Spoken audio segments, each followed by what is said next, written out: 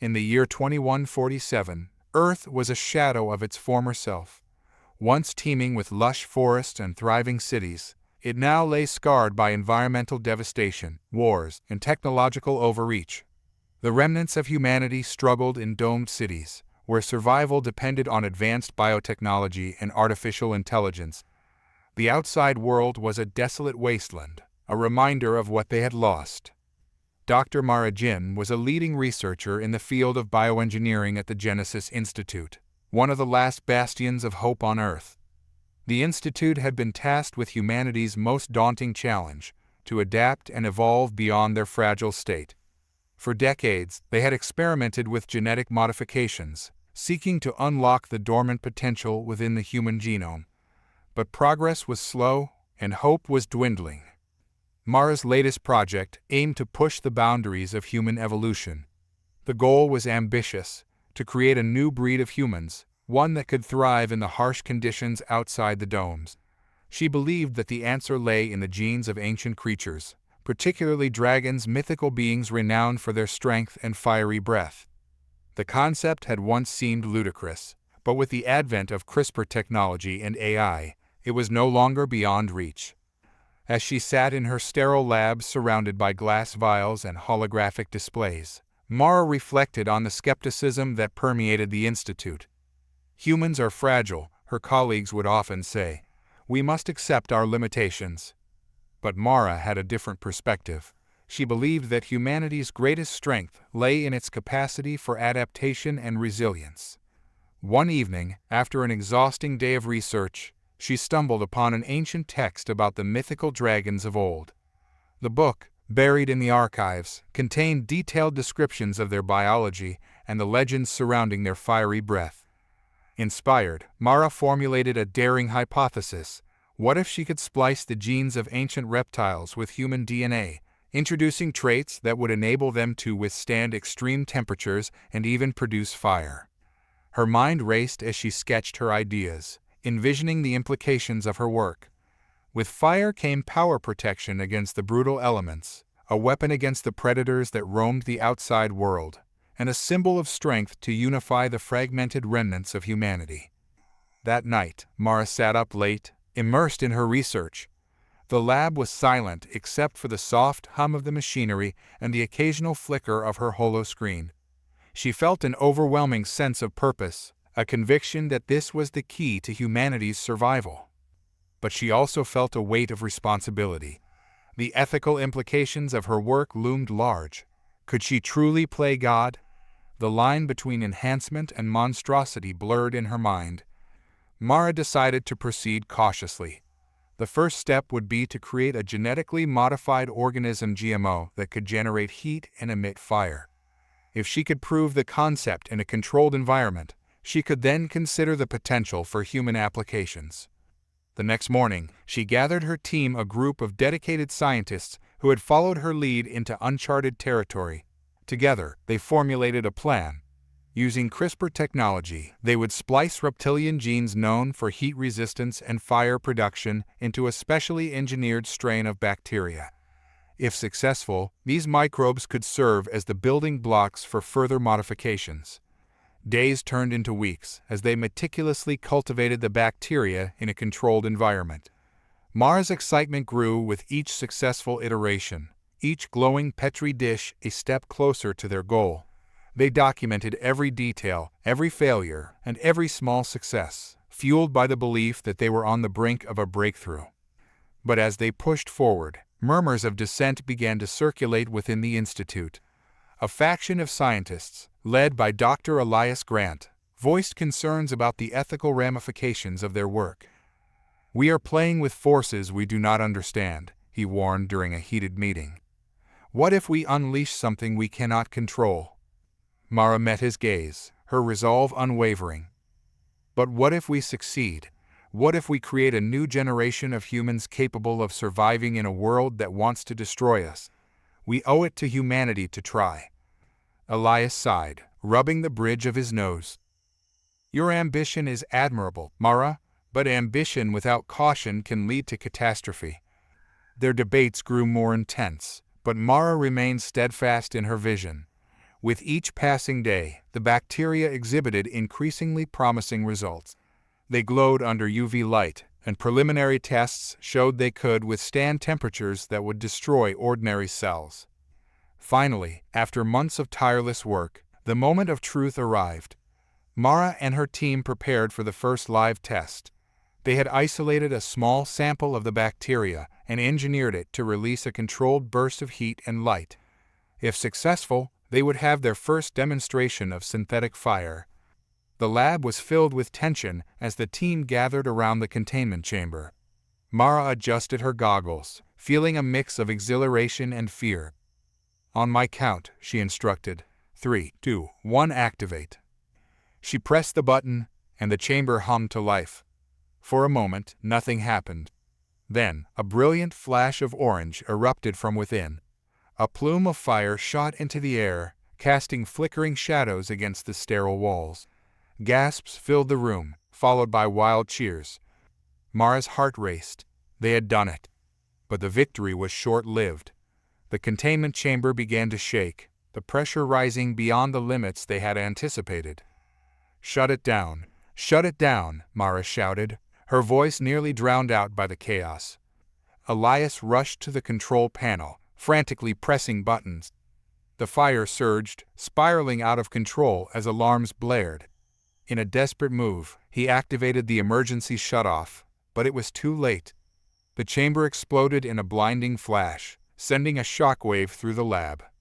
Mara was thrown to the ground, pain shooting through her body. As the dust settled, she slowly pushed herself up, coughing against the acrid smoke. The lab was in ruins, the containment chamber reduced to twisted metal and shattered glass. But what caught her eye sent chills down her spine. From the debris, a figure emerged, stumbling, but alive. A young man, his skin glowing faintly with a hue reminiscent of the flames they had unleashed. He was breathing heavily, flames licking at the edges of his body, but not consuming him. "What have we done?" Elias whispered, horror etched across his face. Mara stared in disbelief. They had not just created fire. They had unleashed something far more profound, a living embodiment of their ambition, a new type of human. As the man looked around, confusion and fear mirrored the emotions of the scientists. His eyes met Mara's, and in that moment, she realized that they had crossed an irrevocable threshold. They were no longer just scientists. They were creators of a new future, one that would forever change the course of humanity. Mara's heart raced with a mix of excitement and dread. They had awakened something extraordinary, but at what cost? The line between humanity and monstrosity had blurred, and she was determined to understand what they had unleashed. "Get him to the medical bay," Mara commanded, her voice steady despite the turmoil within her.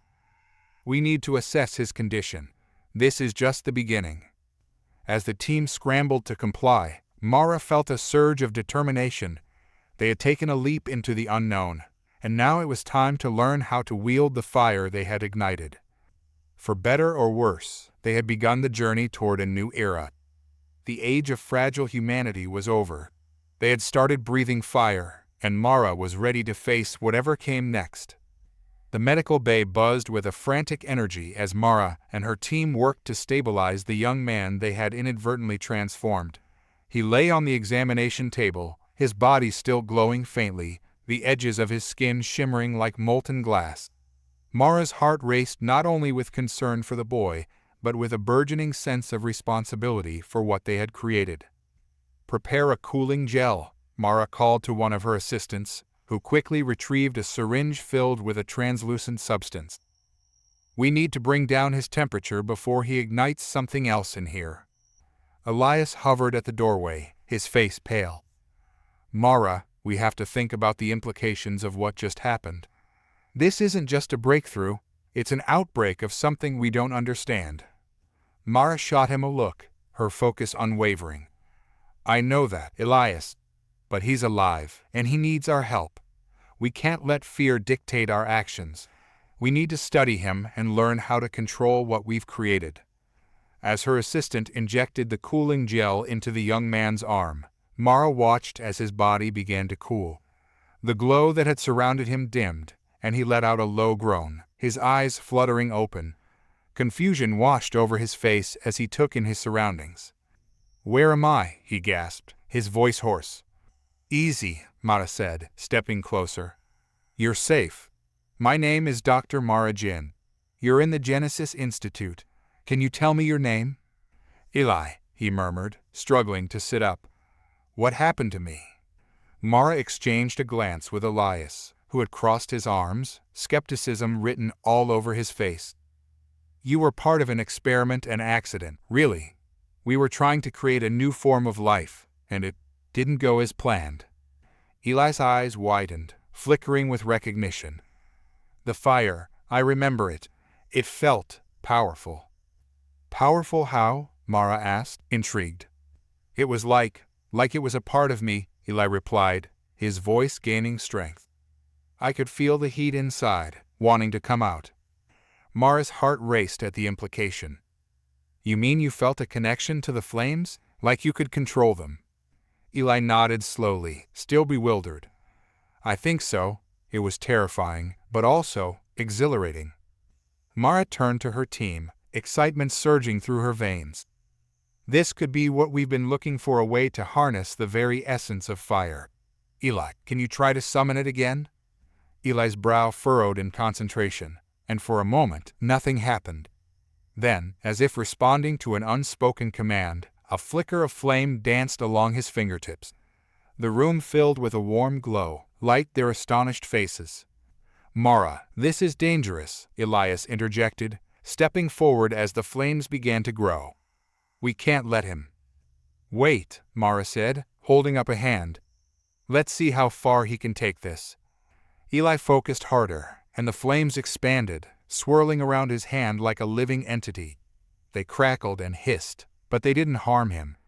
Instead, they seemed to obey him, forming into intricate patterns in the air. "Stop," Mara commanded suddenly, fearing they were crossing a line. "Eli, release it."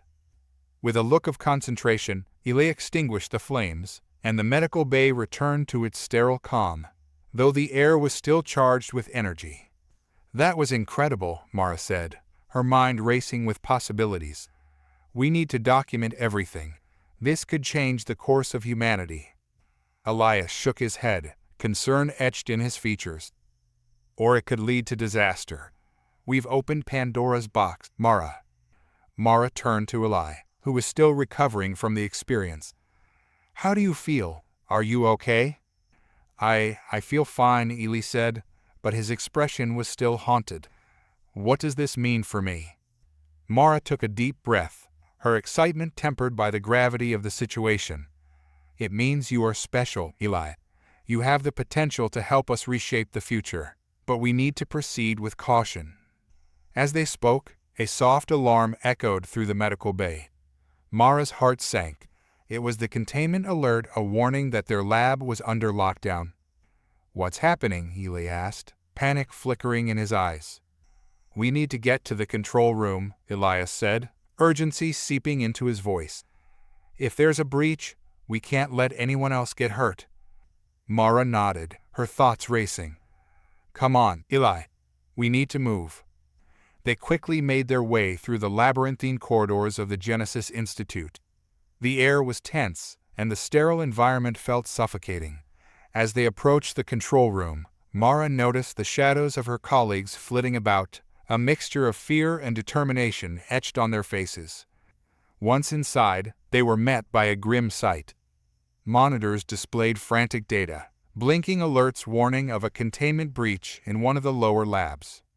"Mara, we've lost control of the main lab," shouted Dr. Hargrove, a biochemist and one of the senior researchers. "The fire has spread beyond the containment field.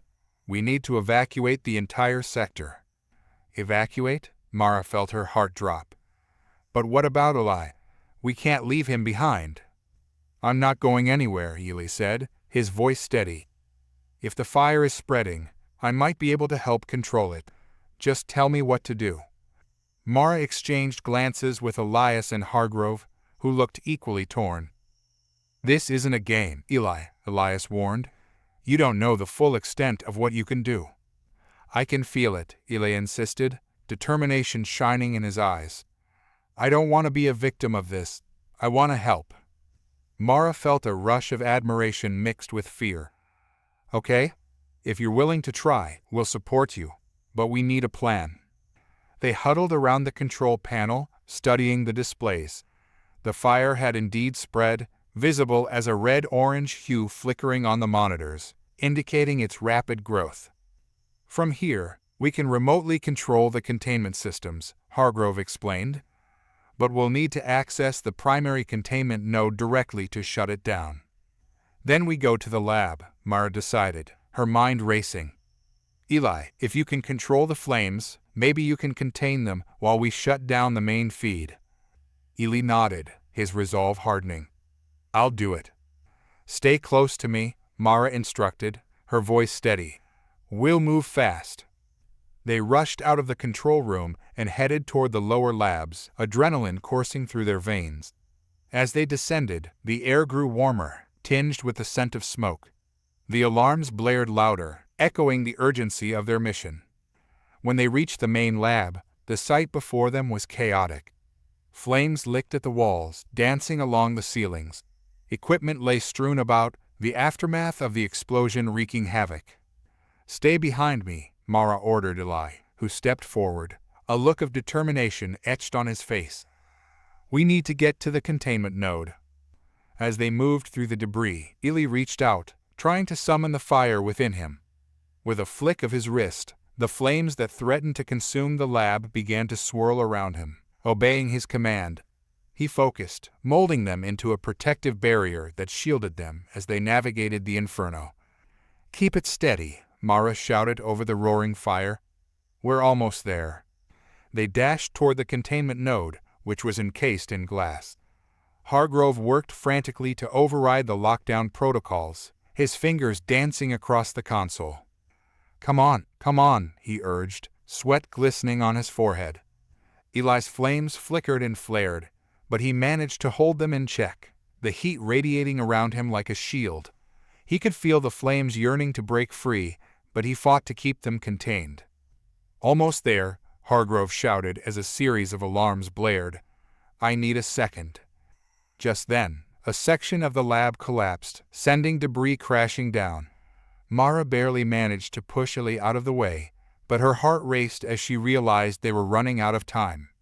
Eli, she shouted, desperation creeping into her voice. We need to shut down the main feed now. Just give me a second, Hargrove pleaded, his eyes darting between the console and the spreading fire. Eli clenched his fists, his breathing heavy. I can't hold it much longer, he gasped, sweat dripping down his brow. I need to let it out. Do it, Mara urged, her voice steady but filled with urgency. We trust you. With a deep breath, Eli focused all his energy. The flames around him roared to life, spiraling upward in a massive vortex. The fire surged, and he felt an overwhelming sense of power, a bond with the flames that coursed through him. Now, Mara shouted, and Hargrove pressed the final command. The silence that followed was deafening. The oppressive heat that had filled the lab suddenly dissipated as the containment systems kicked in, halting the fire's advance.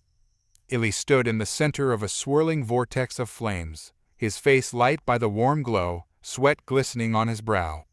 The fire danced around him, a breathtaking display of power, but he felt the strain of control tugging at his mind and body. Marta, the system is stabilizing, Hargrove shouted, his voice breaking through the haze of heat and confusion. We need to maintain this momentum to fully shut it down. Mara glanced at Eli, who was clearly straining to keep the flames in check. Eli, you're doing great, but we need to focus on the containment node.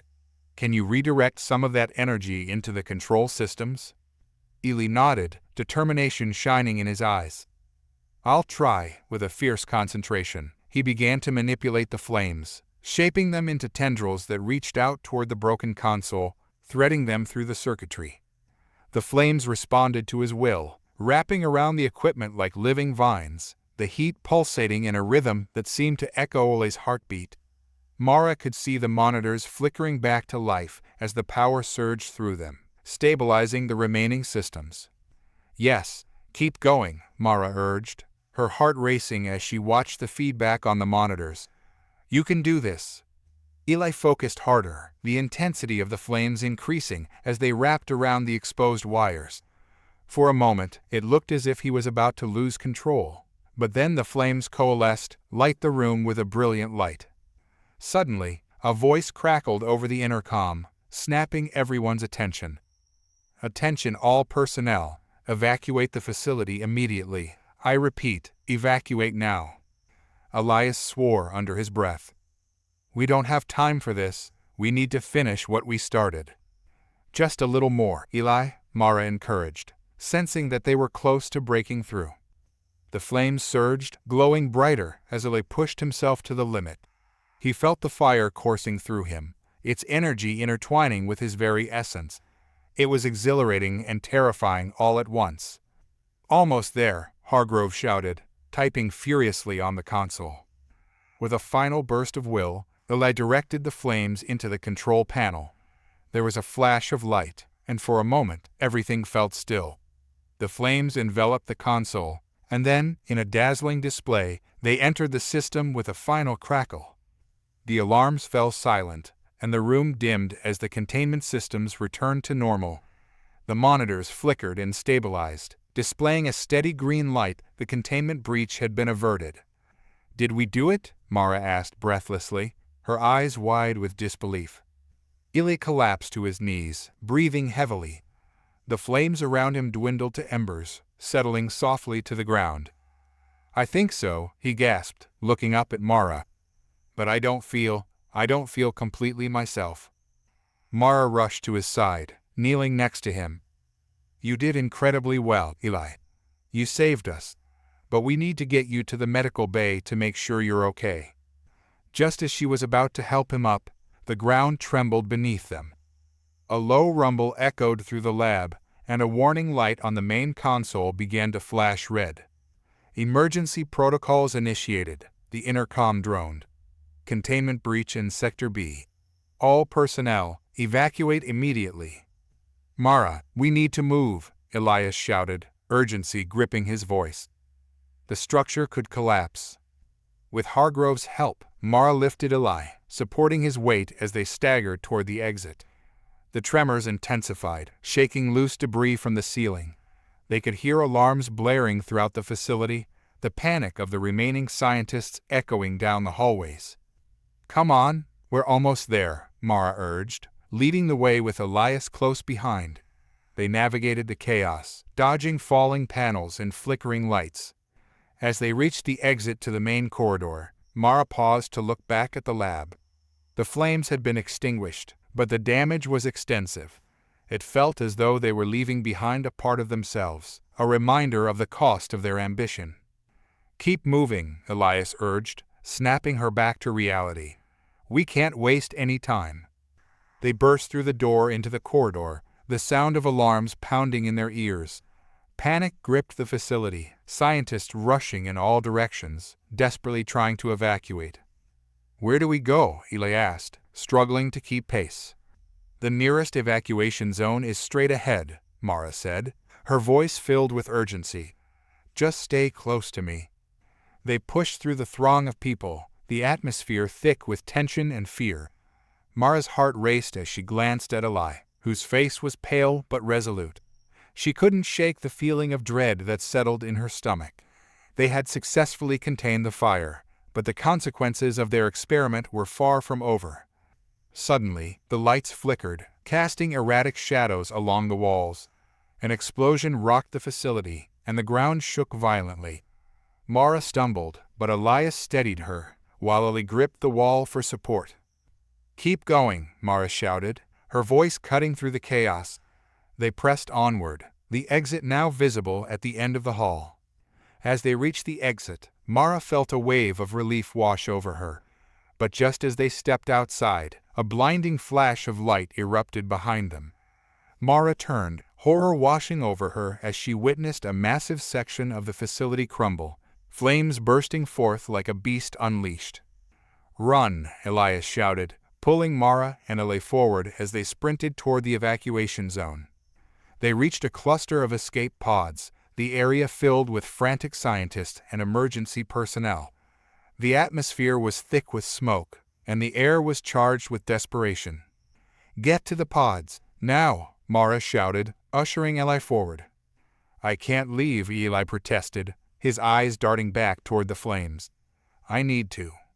"Eli, you're not safe here. We'll find a way to help, but we need to get you out," Mara urged, desperation lacing her voice. "Go," Elias added, shoving Eli toward a pod. "We'll hold them off. Just get in." Eli hesitated, torn between his newfound abilities and the fear of what he might become. "I can't just abandon you." "There's no time. Trust us," Mara said firmly. Finally, Eli nodded, and with a final glance back at them, he climbed into the pod.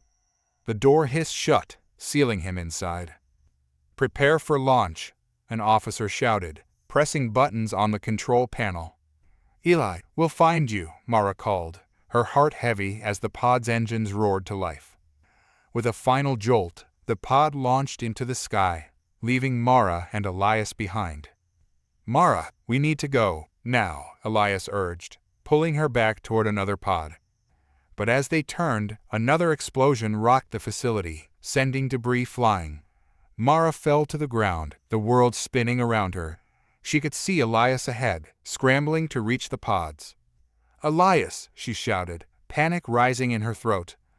"Go!" he yelled back, urgency in his voice. "Get to safety. I'll be right behind you." Tears stung Mara's eyes as she watched him disappear into the chaos. She couldn't abandon him, but she knew she had to survive. She stumbled to her feet, the urgency of the situation driving her forward. "Launch! Launch now!" she cried, rushing toward a pod. The officer at the controls hesitated. "We can't leave without the others." "Do it!" Mara shouted, her voice filled with desperation. "We can't risk more lives." The officer nodded, and with a grim determination, he pressed the launch button. The pod's doors sealed shut, and in an instant, they were hurtling away from the chaos below. Mara pressed her forehead against the cold glass, her heart racing as she watched the Genesis Institute shrink in the distance. Flames leaped into the air, and she could see the devastation they had wrought. A mix of exhilaration and guilt churned within her. "Where to?" the officer asked, snapping her out of her thoughts. "Anywhere but here," Mara replied, her voice trembling. "Just get us to safety." As they soared away from the destruction, she could only think of Eli and Elias. They had fought to contain the flames, but they had also unleashed something far greater, something that could change the very fabric of humanity. The pod stabilized, and Mara felt her breath catch in her throat. They were safe, but the battle was far from over. She glanced out at the horizon, determination igniting within her. Eli was out there, and Elias too. She would find a way to bring them back, to understand what they had created, and to confront the consequences of their actions. They had started breathing fire, and now it was time to learn how to wield it. The pod glided silently through the atmosphere, leaving behind the chaos of the Genesis Institute. Mara stared out of the reinforced glass, her mind racing with thoughts of Eli and Elias. She felt the weight of responsibility pressing heavily on her shoulders, a burden that threatened to crush her under its enormity. "Mara," the officer beside her said, breaking the silence. "We're approaching the evacuation center. Are you prepared for what's waiting there?" "Prepared?" she echoed, a bitter laugh escaping her lips. "How can anyone be prepared for this?" The officer looked grim. "I know it feels overwhelming, but we need to focus on regrouping and assessing the situation. We lost a lot of personnel today." The reality of their situation settled in her gut. She had known there would be consequences for their experiment, but she never imagined it would come to this: an evacuation, chaos, and lives at stake. As they descended toward the evacuation center, Mara's mind churned. They had unleashed something extraordinary in Eli, and now she had to figure out how to help him harness that power. But the fear of what might happen if he couldn't control it gnawed at her. Could he become a weapon, a danger to himself and others? The pod landed smoothly, the automated systems whirring as the doors opened to reveal a makeshift command center bustling with activity. Medical teams rushed past, carrying stretchers and emergency supplies. The air was thick with tension, and the atmosphere felt heavy with the weight of uncertainty. "Stay close," the officer said as they exited the pod. "We need to report to the command post." Mara nodded, forcing her legs to move despite the turmoil within her. As they made their way through the chaos, she spotted familiar faces, scientists and engineers she had worked alongside for years, their expressions a mix of shock and grief. "Mara," a voice called out. It was Dr. Hargrove, his eyes wild with concern. "We thought we'd lost you." "I'm fine," she said, her voice steady despite her inner turmoil. "What's happening? Where's Elias?" Hargrove shook his head, his features etched with worry. "We're still trying to get a full account of the situation. The explosion caused significant damage, and many of our people are unaccounted for." "What about Eli?" Mara pressed. "He made it out. We need to find him." Hargrove hesitated, his gaze shifting to the ground. "He's in a secure location for now. We need to assess his condition and the extent of his abilities." Mara felt a pang of frustration. "Assess? We don't have time for that. We need to help him understand what he can do." "Mara," Hargrove said gently, "this is uncharted territory. We need to be cautious. The last thing we want is for him to lose control again." The thought of Eli losing control sent a shiver down her spine. "I understand that, but we also can't abandon him. He's scared, and he needs us." Before Hargrove could respond, an alarm blared, cutting through the tension. "Attention, all personnel, prepare for lockdown. We have reports of unknown entities in the vicinity." Panic surged through the crowd, and Mara felt her heart race. "What do you mean, unknown entities?" she demanded. "Hostiles," Hargrove replied, his expression grim. "We believe there are factions out there that want to exploit what we've created, what Eli has become." Mara's blood ran cold. "They want to weaponize him." "Yes," Hargrove confirmed, his voice low. "We need to secure the area and protect our research. If they find out what Eli is capable of, it could lead to catastrophe." With urgency, the command center shifted into high gear. Soldiers and security personnel rushed to their posts, preparing for a potential breach. Mara felt a surge of determination. They couldn't allow Eli to fall into the wrong hands. He was their only hope for the future. "I need to see Eli," she insisted. "I can help him control his abilities." Hargrove sighed, running a hand through his hair. "I'll see what I can do, but we have to act quickly. The lockdown will make it harder to navigate through the facility." As they moved toward the secured section of the evacuation center, the atmosphere became charged with tension. Soldiers stood at attention, weapons drawn, ready for any threat that might arise. Mara's heart pounded in her chest. She felt as if they were living on the edge of a precipice, teetering between hope and disaster. When they reached the containment area, Mara was struck by the sight of Eli, his eyes wide with fear, the remnants of the glow still lingering at the edges of his skin. He was surrounded by scientists and armed guards, who were trying to keep him calm. "Mara," he shouted, relief flooding his features as he spotted her. "What's happening? Am I safe?" "You're safe," she promised, rushing to his side. "But we need to talk. There's a lot we need to understand about what you can do." "Is it true? Are they coming for me?" Eli's voice trembled, fear etched into his features. "We're going to figure this out together," Mara reassured him, feeling the weight of her words. "But first, I need you to trust me. Can you do that?" Eli nodded slowly, though uncertainty flickered in his eyes. "I don't want to hurt anyone. I don't know what's happening to me." Mara took a deep breath, trying to convey calm. "You're not alone in this. We'll help you learn how to control it. But first, we need to protect you from those who want to exploit your abilities." A soldier approached, eyeing Eli warily. "Dr. Jin, we have to move him to a more secure location. We can't risk any breach." Mara shot him a look. "He's not a prisoner. He's a human being, and he needs our help." "He's a potential threat," the soldier replied, his voice steady. We can't allow anyone to get close to him until we understand his powers. Understanding is exactly what we need to do, Mara snapped, her frustration boiling over. Eli has shown that he can control the flames. He's not a threat. He's a key to our survival. Eli looked between them, his brow furrowed in confusion. I don't want to be a key. I just want to be normal again. Mara softened, realizing the burden he carried. We're going to find a way to help you, Eli. We just need time. If we can get through this lockdown and understand your abilities better, we can protect you and everyone else. Before they could continue, the alarms blared again, cutting through the air. Incoming hostiles. All personnel, prepare for defense.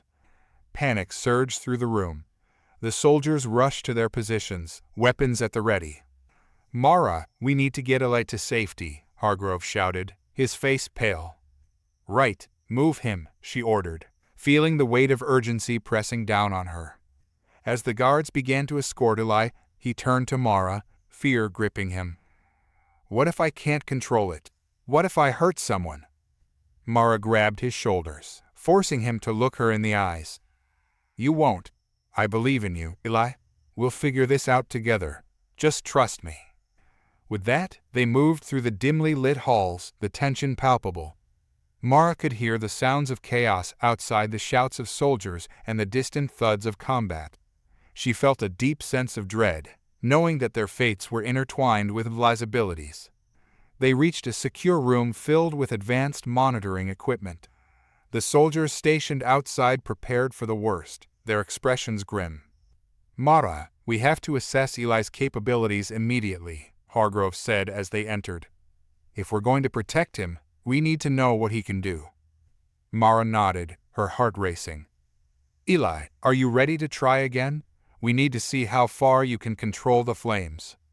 Eli took a deep breath, nodding slowly. Okay, I'll try. The atmosphere in the room shifted, the tension thickening as Mara stepped back, giving him space. Whenever you're ready, just focus on the fire within you. Remember the control you had before. Eli closed his eyes, concentrating. Mara watched closely, willing him to find that spark of power again. She could see the faint glow beginning to radiate from his skin, a reflection of the flames swirling in his mind. Good, keep going, she urged, her voice steady. Eli opened his eyes, and the flames erupted around him, swirling in intricate patterns, dancing like a phoenix taking flight. The glow filled the room, light their faces in an ethereal light. Mara felt a rush of excitement. That's it, you're doing it.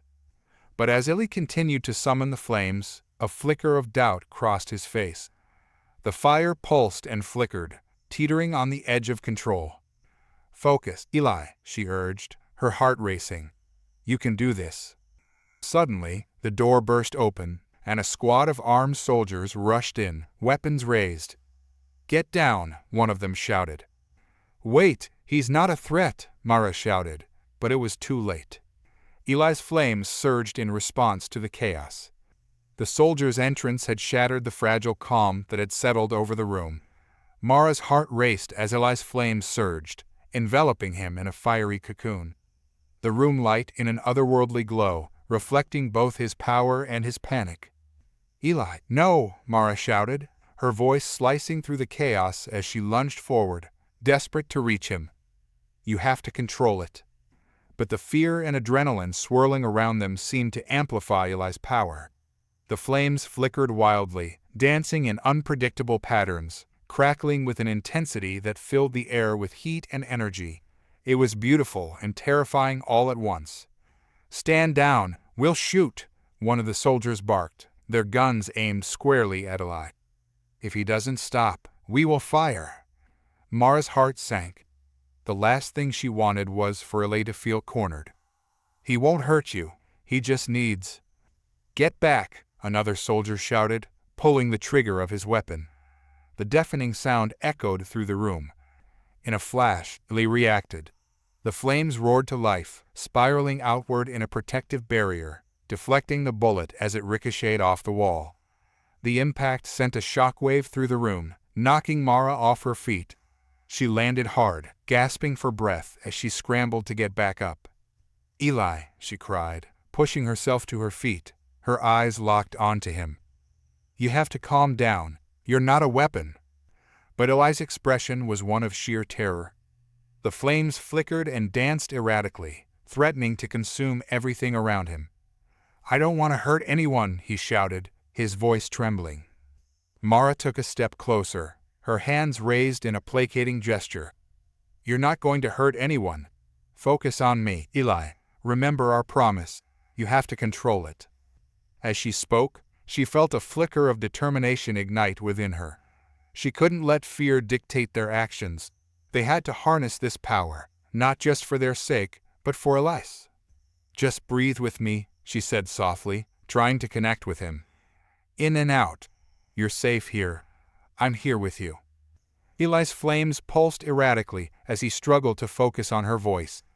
The soldiers remained tense, their weapons still drawn, but Mara could see a glimmer of hope in Eli's eyes as he fought against the chaos. "Breathe, Eli," she continued, her voice steady despite the turmoil around them. "You control the fire, it doesn't control you." Slowly, Eli's flames began to settle, flickering down to a manageable size. The heat radiating from him transformed from an inferno into a warm glow. His breathing steadied as he focused on Mara, her unwavering gaze anchoring him. "Good," Mara said, relief flooding her. "Just like that. You can do this." The soldiers, still on edge, exchanged uncertain glances. "We need him restrained," one of them muttered, shifting nervously. "No," Mara shot back, her protective instincts kicking in. "He's not a threat when he's in control. We're not doing this."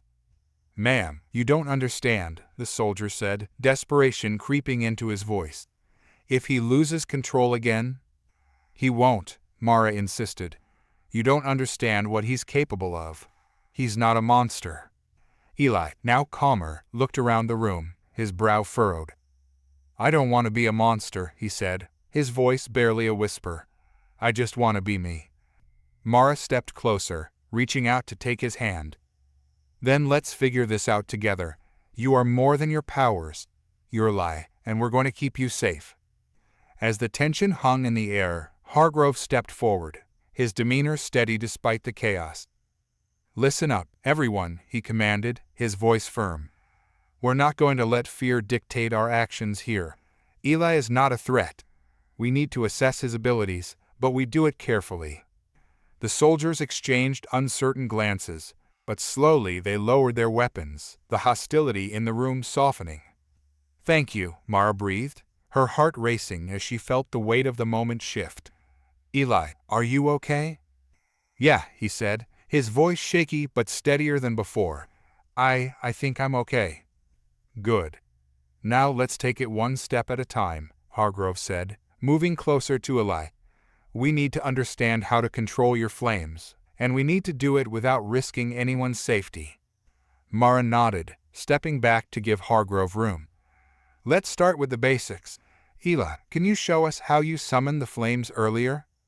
Eli hesitated, glancing around at the anxious faces of the soldiers and scientists. "I don't know if I can do it again. What if I can't control it?" "You can," Mara assured him. "Just remember to breathe and focus. You've done it before, and you can do it again." Taking a deep breath, Eli closed his eyes, centering himself. The glow around him flickered back to life, igniting with a soft warmth that spread through the room. As he concentrated, Mara could see the flames taking shape, curling around him like living tendrils, glowing with a fierce but controlled energy. The soldiers watched with a mix of awe and apprehension, their weapons still drawn, but their expressions softening. "Good, Eli," Hargrove encouraged. "Now let's try to channel it. Focus on what you want the flames to do." Eli opened his eyes, his gaze steady. "I want to show you that I can control it." With that intent, the flames shifted, forming a small, controlled sphere of fire that hovered just above his palm. It danced and flickered but remained steady, a testament to his growing control. "Great job," Mara exclaimed, pride swelling in her chest. "You're doing it." But just as she felt a surge of hope, Another loud crash echoed through the facility, shaking the walls. The lights flickered as alarms blared once again. "Mara, we need to get Eli to safety," Hargrove shouted, urgency overtaking the calm they had just established. "Go," Eli urged, his expression shifting from determination to fear. "I can hold them off. Just get everyone out." "No, we're not leaving you," Mara insisted, feeling the heat of his flames pulse through the room. "Listen to her," Hargrove added, moving closer to Eli. "We need to regroup and fortify our defenses. We can't lose anyone else." Eli's eyes darted around, panic rising again. "I can't just hide while you fight. I can help." "No," Mara shouted, her voice cutting through the noise. "You're not a soldier, Eli. You're a scientist, and you need to stay safe. We can't risk you getting hurt or losing control." Eli clenched his jaw, frustration simmering beneath the surface. "I can control it, I promise." Before she could respond, the door burst open, and a squad of armed figures stormed in, their uniforms marking them as part of a rival faction. Mara's heart dropped as she recognized the emblem emblazoned on their chest: agents from the Titan Collective, known for their ruthless pursuit of power. "Secure the target," one of the agents shouted, leveling his weapon at Eli. Mara stepped in front of him instinctively. "No, you can't take him." "Stand down, or we'll fire," another agent barked, their eyes cold and unyielding. Eli's flames flared again, a reflexive response to the threat. "Mara, Eli, focus," she shouted, desperation flooding her voice. "You have to control it. We're not letting them take you." The agents advanced, weapons raised, and panic surged through Mara as she felt the pressure of the moment bearing down on them. She could see the fear in Eli's eyes, the conflict raging within him. "Stay back," Eli shouted, his flames crackling dangerously. "I won't let you hurt anyone." "Mara," Hargrove yelled, trying to create distance between them and the agents. "Get Eli to safety." "No," she cried, feeling the weight of the world on her shoulders. "We're not abandoning him." "Get ready to fire," one of the agents commanded, their gun trained on Eli. In that instant, everything shifted. Eli's flames surged, breaking free of his control, roaring to life in a blinding blaze. The room filled with light their faces in stark relief as the heat intensified. "Eli, no!" Mara screamed, fear lacing her voice. But Eli stood firm, the flames surrounding him in a swirling vortex, his determination shining through the chaos. "I won't let them take me." "Fire!" the agent shouted, but before they could pull the trigger, Eli unleashed a wave of flame that engulfed the room. Mara felt the heat wash over her, pushing her backward as the world spun around her. The flames roared, a living entity that consumed everything in its path, but she could see Eli standing at the center, his face set with determination. "Eli!" she shouted, desperate to reach him, but the heat was overwhelming, pushing her back. "Control it, you." The inferno erupted around Mara, a chaotic swirl of heat and light. She felt the intensity pressing against her, yet amidst the chaos there was a clarity to Eli's flame, a purpose that ignited her determination. She had to reach him. "Eli!" she shouted again, her voice barely cutting through the roar of the flames. "You can control it. Focus on me." Through the haze of fire, she could see him, his expression fierce. Yet there was an underlying fear in his eyes, a flicker of doubt that threatened to consume him as easily as the flames were consuming the room. The agents were reeling, caught off guard by the sudden explosion of power. Their weapons faltered, confusion written across their faces. One of them shouted for backup, but Mara was too focused on Eli to pay attention to the chaos around her. "Eli, remember what we practiced," she called, forcing her way closer through the heat. "You're not alone in this." As she approached, she could see the flickers of control beginning to return to his face. The flames danced around him, but they began to pulse with a rhythm, echoing his heartbeat. He was trying to rein them in, trying to focus. "I don't want to hurt anyone," he yelled, his voice strained. The flames flickered in response to his emotions, swirling wildly, threatening to lash out. "You won't," Mara insisted, stepping closer, despite the heat that singed the air around her. "You're stronger than this. You are not a weapon." With every word, she could see him fighting against the chaos, his flames beginning to stabilize. The roaring diminished, transforming into a soft crackle, like a campfire struggling against the wind. Suddenly, a loud crash from the doorway pulled Mara's attention. More agents were pouring in, determined to subdue Eli. Panic surged within her. They had to contain this situation before it spiraled out of control. "Fall back," one of the agents shouted, but the urgency in his voice only fueled Eli's resolve. "I can do this," Eli shouted, and with a wave of his hand, he directed the flames toward the incoming agents. But this time it wasn't an uncontrolled surge. It was a focused blast, a wall of fire that surrounded him and formed a protective barrier. Mara felt her heart leap. "That's it, Eli, you're doing it." The flames formed a circle around him, pushing back the agents who stumbled away, shielding Eli from their weapons. He stood at the center, the heat emanating from him like a sun, powerful yet contained. But Mara could see the strain on his face. The flames were taking a toll on him. They reflected his emotional state. The fear, the responsibility, and the pressure of the moment were pushing him to the brink. "Eli, remember," she urged, trying to keep her voice steady. "You control the fire, don't let it control you." The flames flickered as he took a deep breath, his eyes locking onto hers. In that moment, she saw the flicker of doubt begin to fade, replaced by determination. "Okay," he said, his voice steadying. "I'm going to try to hold it." As if the flames were responding to his newfound resolve, they twisted and morphed, forming tendrils that swirled around him in a mesmerizing dance. The agents hesitated, unsure how to proceed against such raw power. Mara stepped forward again, feeling a surge of hope. "Eli, can you push them back further? Create a safe space for us to regroup." Eli nodded, the flames shifting and growing stronger, pushing outward in a controlled wave. The heat intensified, but it was no longer chaotic. Instead, it formed a barrier, a shield that kept the agents at bay. "Hold the line," one of the agents shouted, trying to rally his team. "We need to take him down before he fully harnesses that power." But Mara could see the doubt creeping into their eyes. Eli was gaining control, and that was something they had not anticipated. "Stay behind me," Mara urged Eli, stepping protectively in front of him. "We'll handle this together." Suddenly, the floor beneath them shook as a heavy blast echoed through the corridor.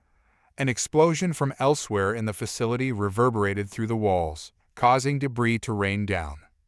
"Reinforcements are coming," one of the agents shouted, panic creeping into his voice. "Eli, we need to move," Mara urged, her heart racing. "Can you hold them off while we get to safety?" Eli's jaw tightened as he concentrated. "I'll try." With that, he directed the flames outward in a brilliant display, a fiery wave that crashed against the agents, pushing them back further into the corridor. The agents shouted in alarm, their resolve beginning to waver as they realized they were facing something they couldn't contain. "Fall back," another agent shouted, retreating as the flames danced dangerously close. "We need to regroup." "Good, Eli, keep it up," Mara encouraged, her voice ringing with pride. "You're doing great." But the strain was evident on Eli's face. Sweat beaded on his forehead, and his breathing grew heavier as he maintained the flames. The pressure of holding back their enemies was taking a toll, and she could sense his energy waning. "Eli, we need to get out of here," she urged, glancing back toward the doorway where more agents were preparing to enter. "We can't stay here." "I can hold them," he insisted, but she could hear the uncertainty creeping into his voice. "No, you can't," Mara countered, determination flooding her words. "We have to prioritize your safety. We can't risk losing you again." As she spoke, a loud explosion echoed through the facility, shaking the very foundation. The lights flickered and dimmed, and the walls groaned under the stress. "Mara!" Hargrove shouted, running toward them through the chaos. "We have to evacuate now. The facility is compromised." Eli's flames flickered, wavering under the weight of the situation. "I can't just leave them." "Eli, you have to," Mara urged, grabbing his arm. "You're not just a weapon. You're more than that. We can't let them capture you or use you against us." Hargrove moved closer, his expression urgent. "If you can push them back, we can find a way out. We need to regroup and assess the situation." Eli took a deep breath, the flames around him momentarily calming as he gathered his strength. I think I can create a path for us." "Do it," Mara encouraged, feeling a spark of hope ignite within her. With newfound determination, Eli focused his energy, directing the flames with precision. They surged forward, forming a barrier that pushed back the agents who were still trying to breach their defenses. The heat radiated through the corridor, but this time it felt purposeful, controlled. The agents stumbled back, their expressions a mix of fear and disbelief as Eli forged a path through the chaos. "Let's go," Hargrove shouted, leading the way. Mara grabbed Eli's hand, pulling him with her as they followed Hargrove into the hallway. The heat and light of Eli's flames light their path, driving the agents back as they pushed deeper into the facility. "Keep moving," Hargrove urged, glancing over his shoulder. "We need to reach the extraction point." As they raced through the corridor, Mara's heart pounded in her chest. Every step felt like a countdown, and she could sense the impending danger closing in. They needed to reach safety, but Eli's power was becoming increasingly difficult for him to control. "Eli, stay focused," she encouraged, glancing at him. "We're almost there." "I'm trying," he grunted, straining against the energy that coursed through him. "I can't hold it much longer." They turned a corner, reaching a large chamber filled with debris and chaos. The extraction point was visible in the distance, but a group of agents had already set up a barricade, their weapons drawn and ready. "Eli, we have to make it through," Mara shouted, her heart racing. "Can you clear a path?" He nodded, determination etched across his face. "I'll try." With a fierce roar, Eli unleashed a wave of flames that surged forward, crashing against the barricade and sending the agents scrambling back in fear. The fire blazed brightly, light the chamber as the heat intensified. "Now," Hargrove shouted, sprinting forward as the agents faltered. "Go, go, go." Mara pulled Eli along, adrenaline surging as they raced toward the extraction point. The flames light their path, a beacon of hope in the darkness. But just as they reached the threshold, a figure stepped into their path, a tall agent with a cold, calculating gaze. He raised his weapon, aiming directly at Eli. "Stop right there," he commanded, his voice steady despite the chaos. "You're not going anywhere." In that moment, time seemed to freeze. Mara felt Eli's hand tighten around hers, a surge of fear washing over them both. The agent's finger hovered over the trigger, and Mara could feel the heat of Eli's flames pulsing beside her. "Eli," she shouted, urgency in her voice. "You can't let him take you. Focus." The air crackled with tension as Mara and Eli faced the agent, their breaths mingling with the flickering flames that surrounded them. The chaos of the facility echoed in the background, but in this moment, time felt suspended, the world narrowing down to the standoff between Eli's burgeoning power and the agent's cold resolve. "Drop your weapon," Hargrove shouted, stepping forward, but the agent's eyes remained fixed on Eli, unyielding. "Don't come any closer," the agent warned, his gun trained directly on Eli. "You don't know what he's capable of." Mara's heart raced as she sensed the danger closing in. "Eli, you have to show him. Show him you're not a threat." I can't control it with him aiming at me," Eli said, his voice trembling as he struggled to maintain the flames around him. The heat radiated, creating a shimmer in the air, but she could see the flickers of doubt returning to his eyes. "Breathe, Eli," she urged, trying to anchor him amidst the turmoil. "Focus on the fire inside you. You're stronger than this." The agent's finger tightened on the trigger, and Mara's stomach dropped. "Don't do this," she shouted, desperation creeping into her voice. "He's not your enemy."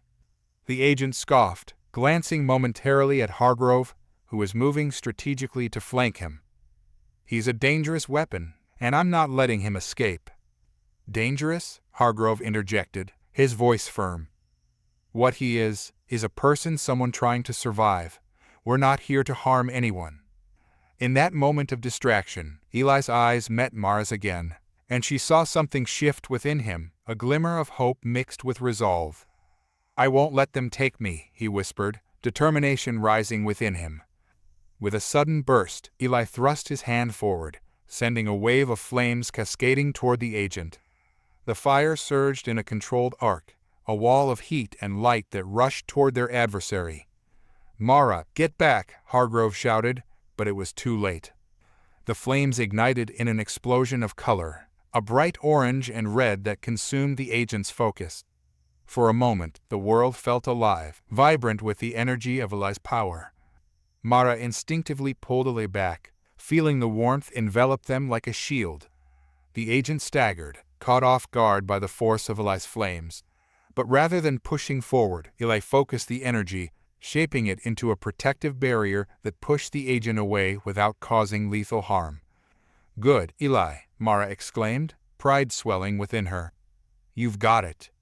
Eli gritted his teeth, sweat streaming down his face as he concentrated, fighting to maintain control amidst the chaos. "I can't hold it forever," he shouted, his voice strained. "Just keep it steady," Mara urged, watching as the flames crackled and danced in response to his emotions. "We're almost there." The agent, still reeling from the initial blast, quickly regained his composure. "You think you can contain this? We've trained for months to capture assets like him." The determination in Eli's eyes flickered, and Mara could sense the fear creeping back in. "Eli, remember who you are," she shouted, taking a step closer to him, her voice unwavering. "You're not just a power to be controlled. You're like someone who can choose how to use this gift." The agent regained his footing, advancing cautiously. "Stop right there," he yelled, trying to regain control of the situation. In a heartbeat, Eli's flames flared again, a response to both the threat and Mara's words. He thrust his hands out, and the fire expanded, wrapping around the agent like a serpent. "Let him go," Hargrove shouted, taking a step forward, but Eli's focus remained unbroken. The agent's eyes widened in fear as the flames encroached. "You think this is a game? You're just a kid playing with fire." Eli's expression hardened. "And you're underestimating me." He released a blast of energy that surged toward the agent, who barely managed to dodge to the side, the flames scorching the ground where he had stood. "Fall back," the agent yelled to his team, panic lacing his voice. "We need reinforcements." Mara seized the opportunity, urging Eli forward. "We can make it. Let's go." They moved as one, Eli maintaining the barrier of fire around them, creating a path through the chaos. Hargrove led the way, glancing back occasionally to ensure they were still on track. As they moved, the facility trembled again under another explosion, sending a shockwave that pushed them forward. Debris fell from the ceiling, and Mara's heart raced as she grabbed Eli's hand tighter, urging him to keep pushing through. "Eli, stay with me," she called, the sound of distant gunfire echoing through the halls. "We can't stop now." "I'm trying," he gasped, the strain evident on his face. "But it's getting harder." "Focus," Hargrove commanded, his tone unwavering. "We're almost at the extraction point." As they rounded a corner, the extraction point came into view, a large bay door, dimly lit but functional. Mara's heart soared at the sight, but her relief was short-lived as a squad of agents appeared, blocking their path. "Stop right there," one of them shouted, weapons drawn. Eli faltered, the flames around him flickering as uncertainty washed over him. I can't hold them off." "Yes, you can," Mara urged, stepping in front of him, shielding him from the agents. "You've already done so much. You can't let them intimidate you now." "I can't," Eli's voice wavered, the flames pulsing with his uncertainty. "Eli," Hargrove shouted, his voice rising above the din. "Remember who you are. You have the power to choose how to handle this." The agents advanced, their weapons ready, but something in Hargrove's words resonated within Eli. He took a deep breath, steadying himself and focused on the flames. They surged back to life, growing taller and fiercer as he centered himself. "I won't let them take me," Eli declared, the flames igniting with renewed vigor. He stepped forward, positioning himself protectively in front of Mara. Mara could see the shift in him, a newfound confidence emerging. "That's it, Eli," she shouted, her voice filled with encouragement. "You're in control." With a roar, Eli unleashed a wave of fire toward the agents. But this time it was different. The flames surged forward in a brilliant display, not just as a weapon, but as a powerful force that pushed against the oncoming threat, forcing the agents to stagger back. "Get down," Hargrove shouted, taking cover as Eli created a wall of flames that pushed back the advancing agents. The heat enveloped the area, light everything in a brilliant orange glow. The agents hesitated, caught off guard by the ferocity of Eli's flames, retreating slightly as the heat pressed against them. "Now's our chance," Mara urged, pulling Eli toward the extraction point. "Move!" They dashed forward, adrenaline pumping through their veins as they reached the large bay door. Hargrove quickly began to override the security system, frantically inputting codes as the agents regrouped behind them.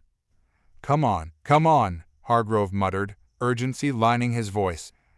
"We need to move before they can regroup." Eli maintained the barrier of flames, forcing the agents back as they scrambled to regain their footing.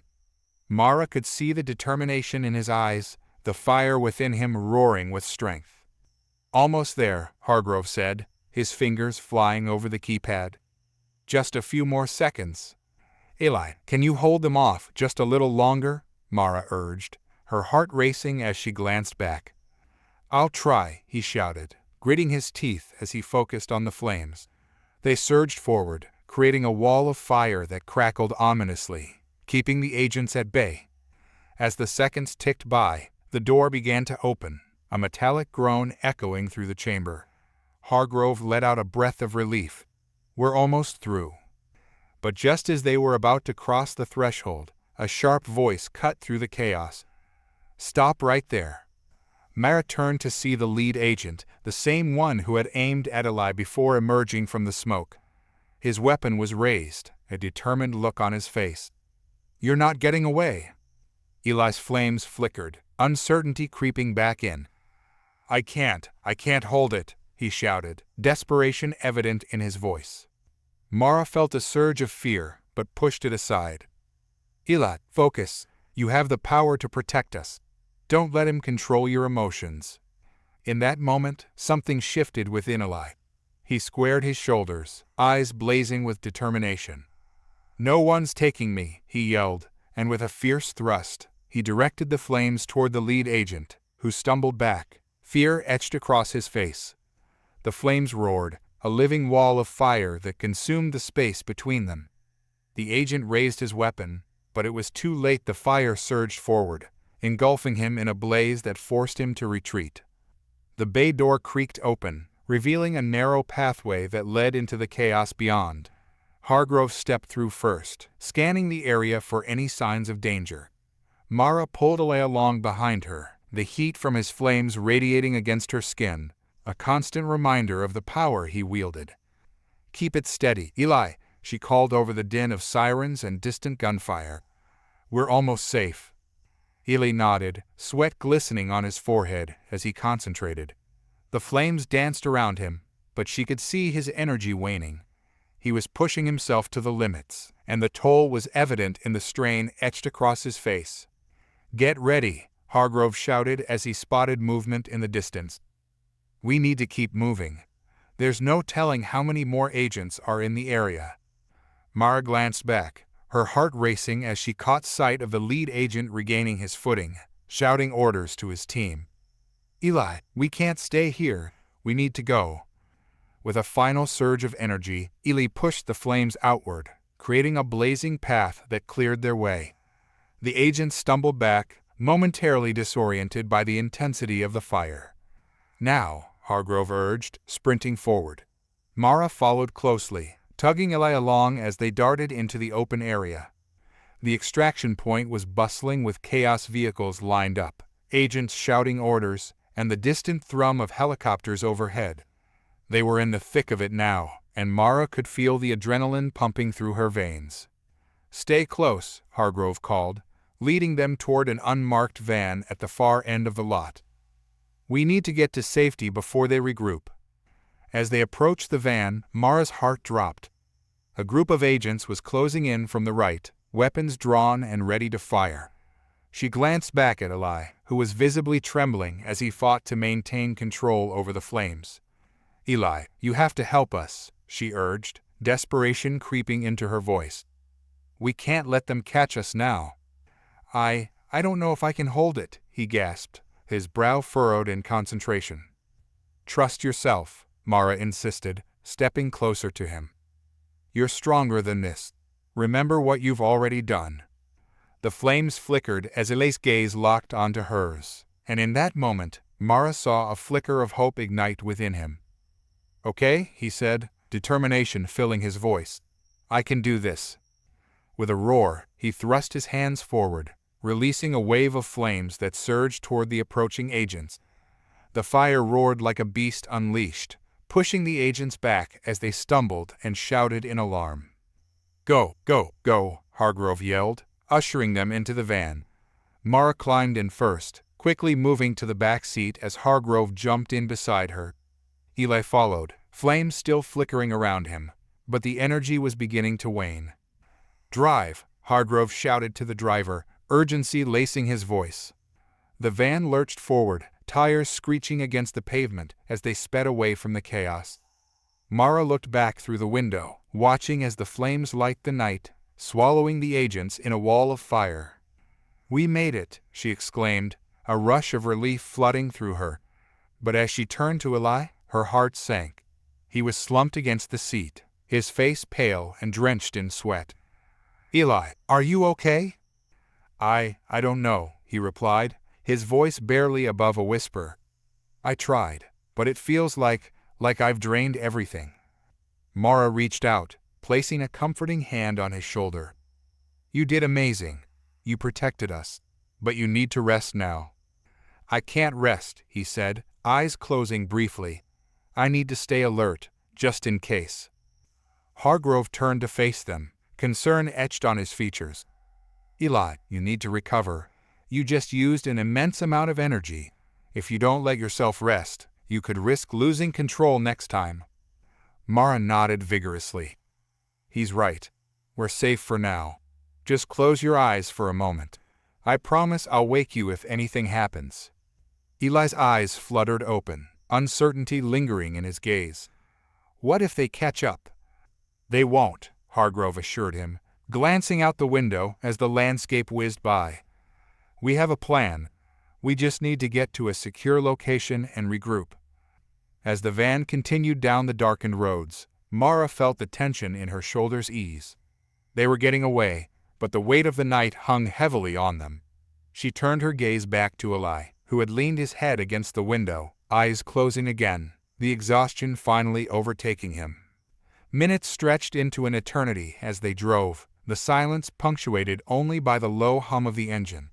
Mara's thoughts raced, replaying the events of the night, the chaos, the fire, Eli's struggle. She couldn't shake the feeling that they were not out of danger yet.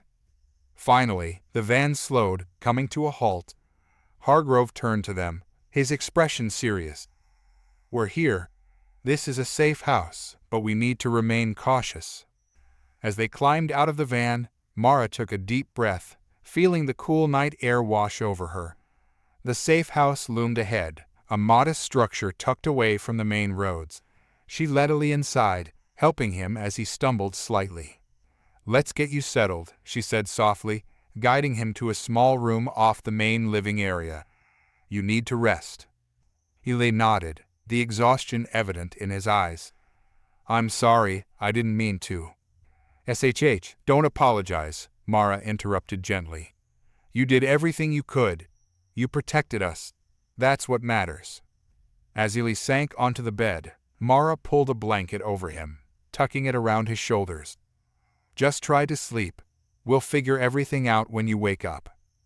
Hargrove stepped into the room, a watchful look on his face. "I'll keep an eye on things out here. You both did well tonight, but we have to stay vigilant. Thank you, Hargrove, Mara said, her heart swelling with gratitude. We wouldn't have made it without you. He nodded, the corners of his mouth lifting in a brief smile. Just doing my job. But don't underestimate yourselves. You both showed incredible strength tonight.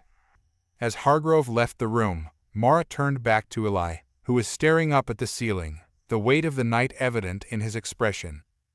Mara, what if this isn't over? What if they come after us again? She took a seat beside him, meeting his gaze. Then we'll face it together. You're not alone in this, Eli. We'll find a way to keep you safe. I don't want to be a burden, he admitted, his voice barely above a whisper. I didn't choose this. Mara felt a pang in her heart at his words. None of us choose the challenges we face, Eli. But what matters is how we respond to them. You've shown more courage than most people do in a lifetime. Don't ever forget that. He managed a small smile, the tension in his shoulders easing slightly. Thanks, Mara. I really appreciate it. Get some sleep, she urged gently. You've earned it. I'll be right here. As Eli's eyes fluttered closed, Mara remained by his side, watching over him as he finally drifted into a much-needed sleep. She felt the weight of the night pressing down, but a flicker of hope ignited within her. They had made it through the worst, but the battle wasn't over yet. Hours passed, the quiet of the safe house enveloping them. Mara's thoughts wandered, the flickering lights from the small lamp casting shadows on the walls.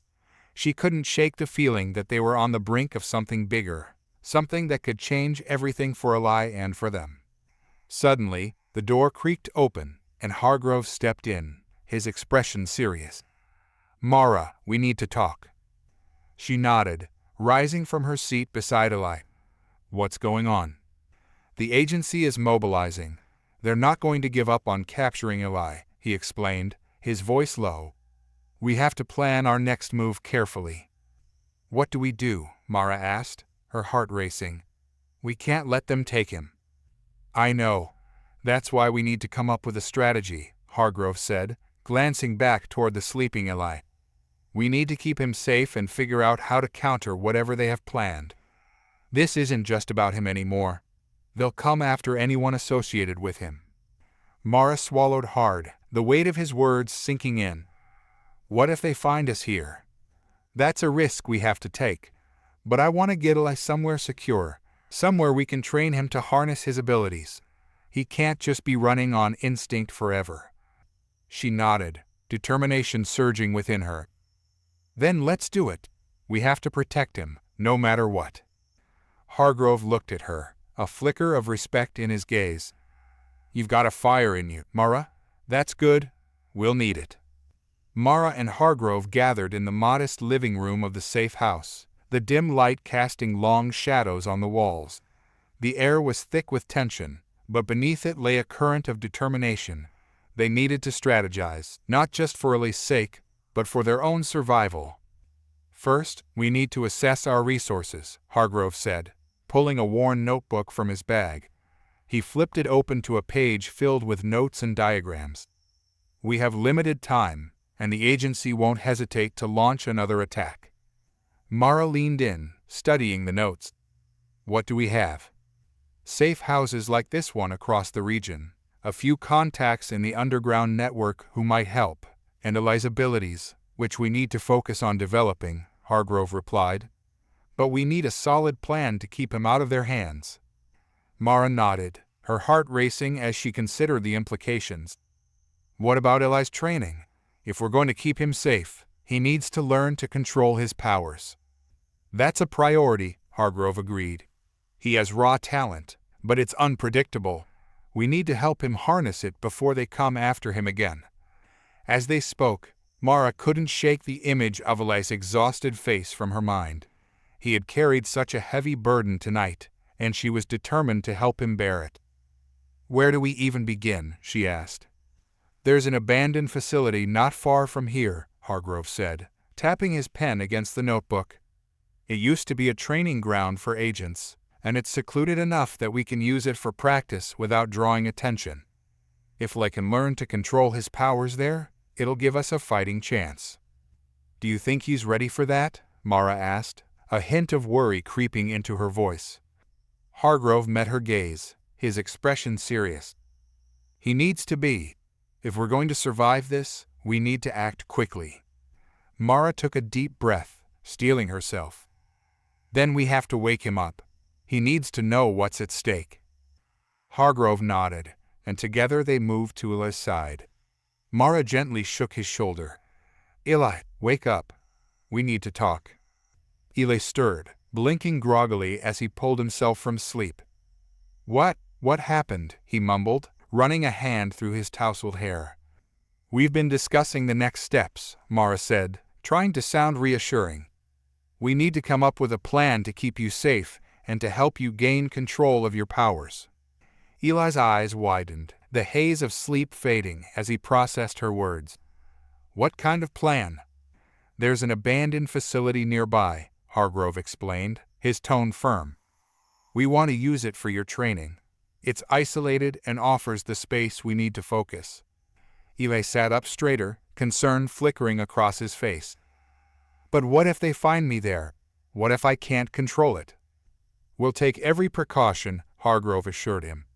We'll keep the location confidential and prepare you as best we can. But you have to trust yourself, Eli. You've already shown how powerful you can be. Mara leaned closer, her voice softening. You're not alone in this. We'll be right by your side. After a moment of hesitation, Eli nodded, determination beginning to seep into his features. Okay, I want to do this. Great, Hargrove said, a small smile breaking through his stern demeanor. But we need to move quickly. We can't risk staying here for too long. Mara felt a surge of hope at Eli's resolve. When do we leave? First light, Hargrove said decisively. We'll take the van and head to the facility. Let's use the rest of the night to gather supplies and finalize our strategy. Eli rose to his feet, stretching and shaking off the remnants of sleep. I'll help. I want to be ready. As they began discussing the items they would need, food, water, training equipment, Mara felt the weight of responsibility settle on her shoulders. This was more than just about surviving. It was about empowering Eli to embrace who he was and to stand strong against whatever was coming. They spent the next few hours organizing their supplies, the atmosphere charged with urgency. Hargrove had a methodical approach, checking off items on his list, while directing Mara and Eli on what to pack. They gathered non-perishable food items, a portable stove, medical supplies, and training gear that Hargrove had salvaged from previous missions. As the night wore on, they shared quiet moments, planning the details of Eli's training. Hargrove explained basic techniques for fire manipulation, emphasizing the importance of focus and intent.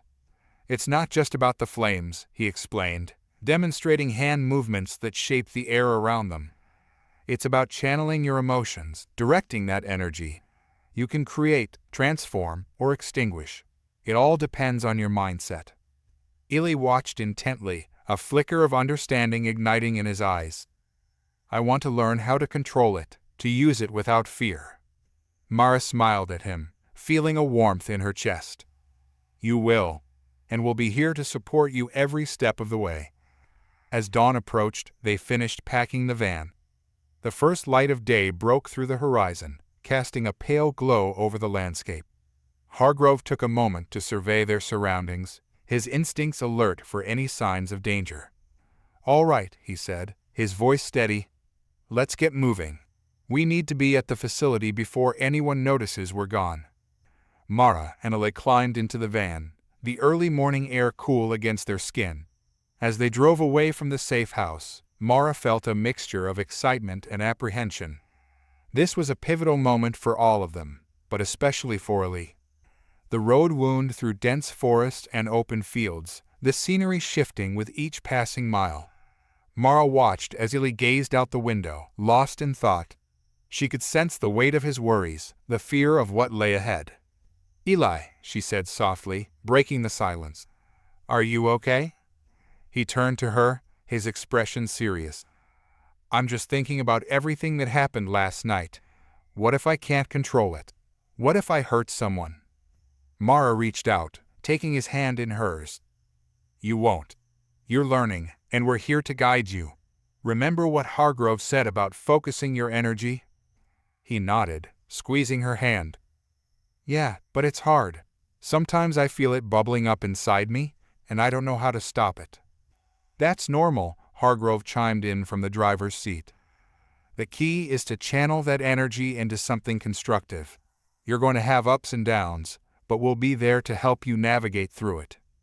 As they approached the facility, the landscape began to change. The dense woods parted, revealing an old, run-down building that loomed in the distance.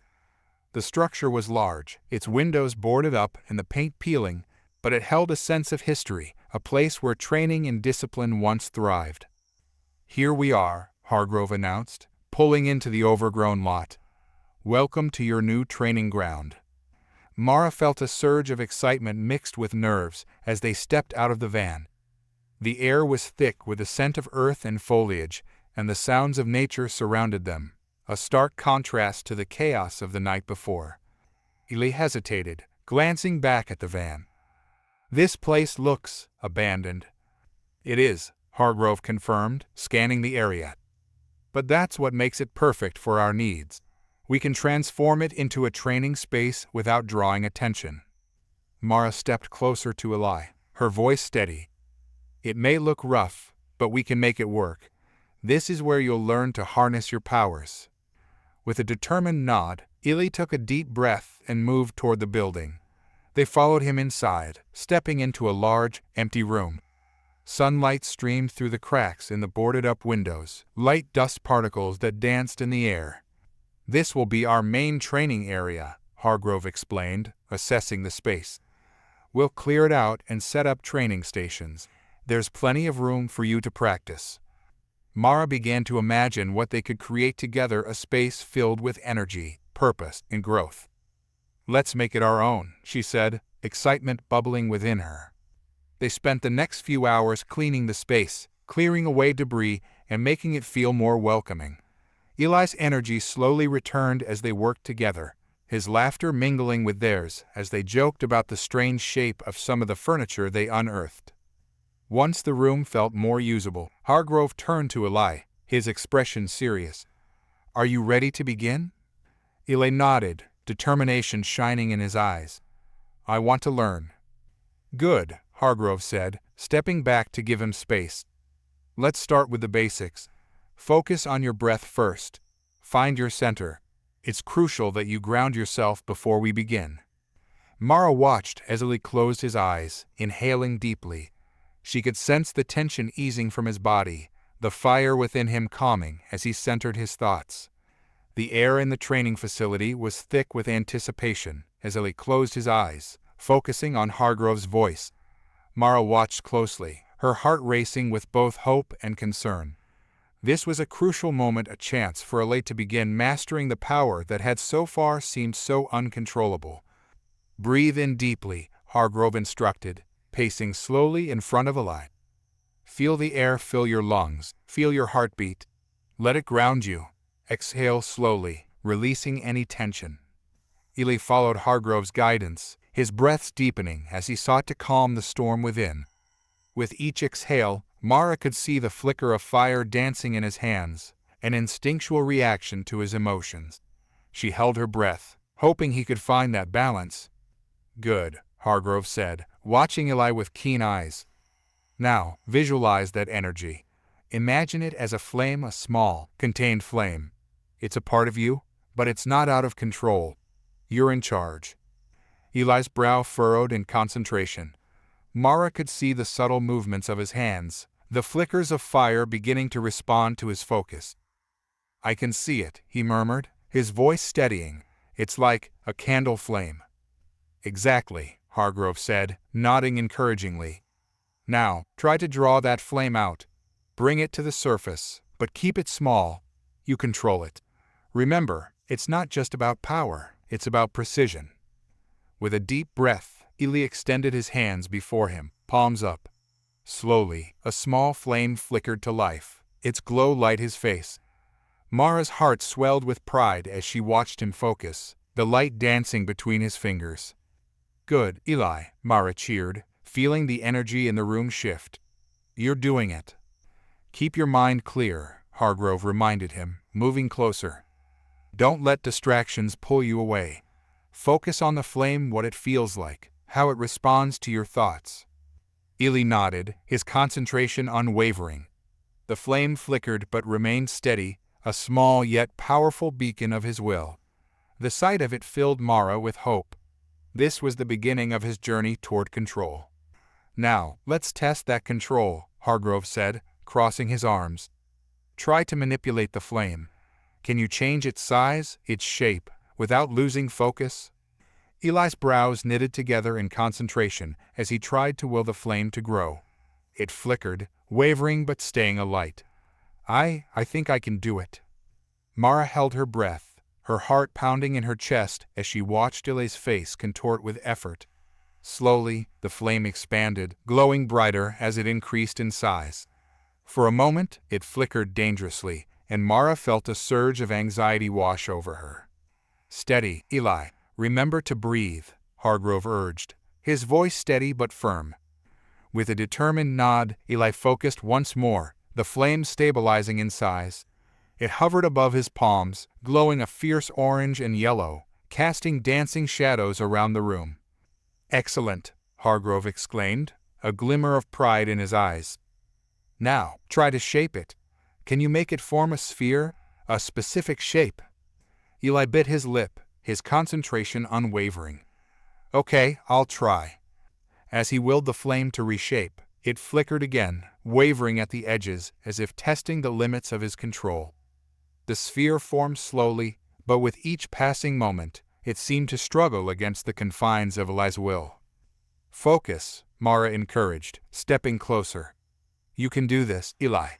Picture it in your mind." Taking a deep breath, Eli squeezed his eyes shut for a brief moment, the fire flickering dangerously. "I can see it," he shouted, determination flooding his voice. "I just need to hold on." The sphere wavered and flickered, but began to take form again.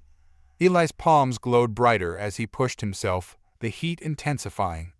The flame twisted and curled, finally stabilizing into a shimmering orb of fire. "Look," Eli gasped, his voice a mixture of excitement and disbelief. "I did it."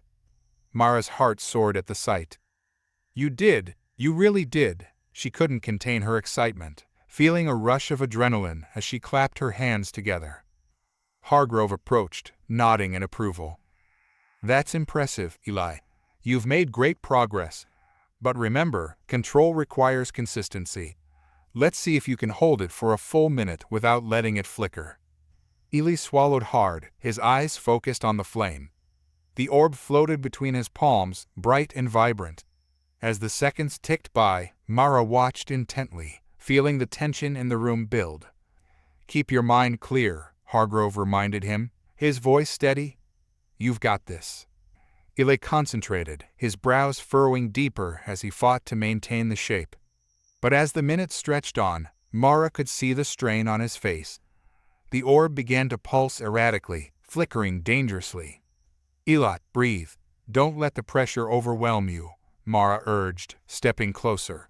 She reached out, placing a hand on his shoulder. "You're stronger than you think." He nodded, taking a deep breath.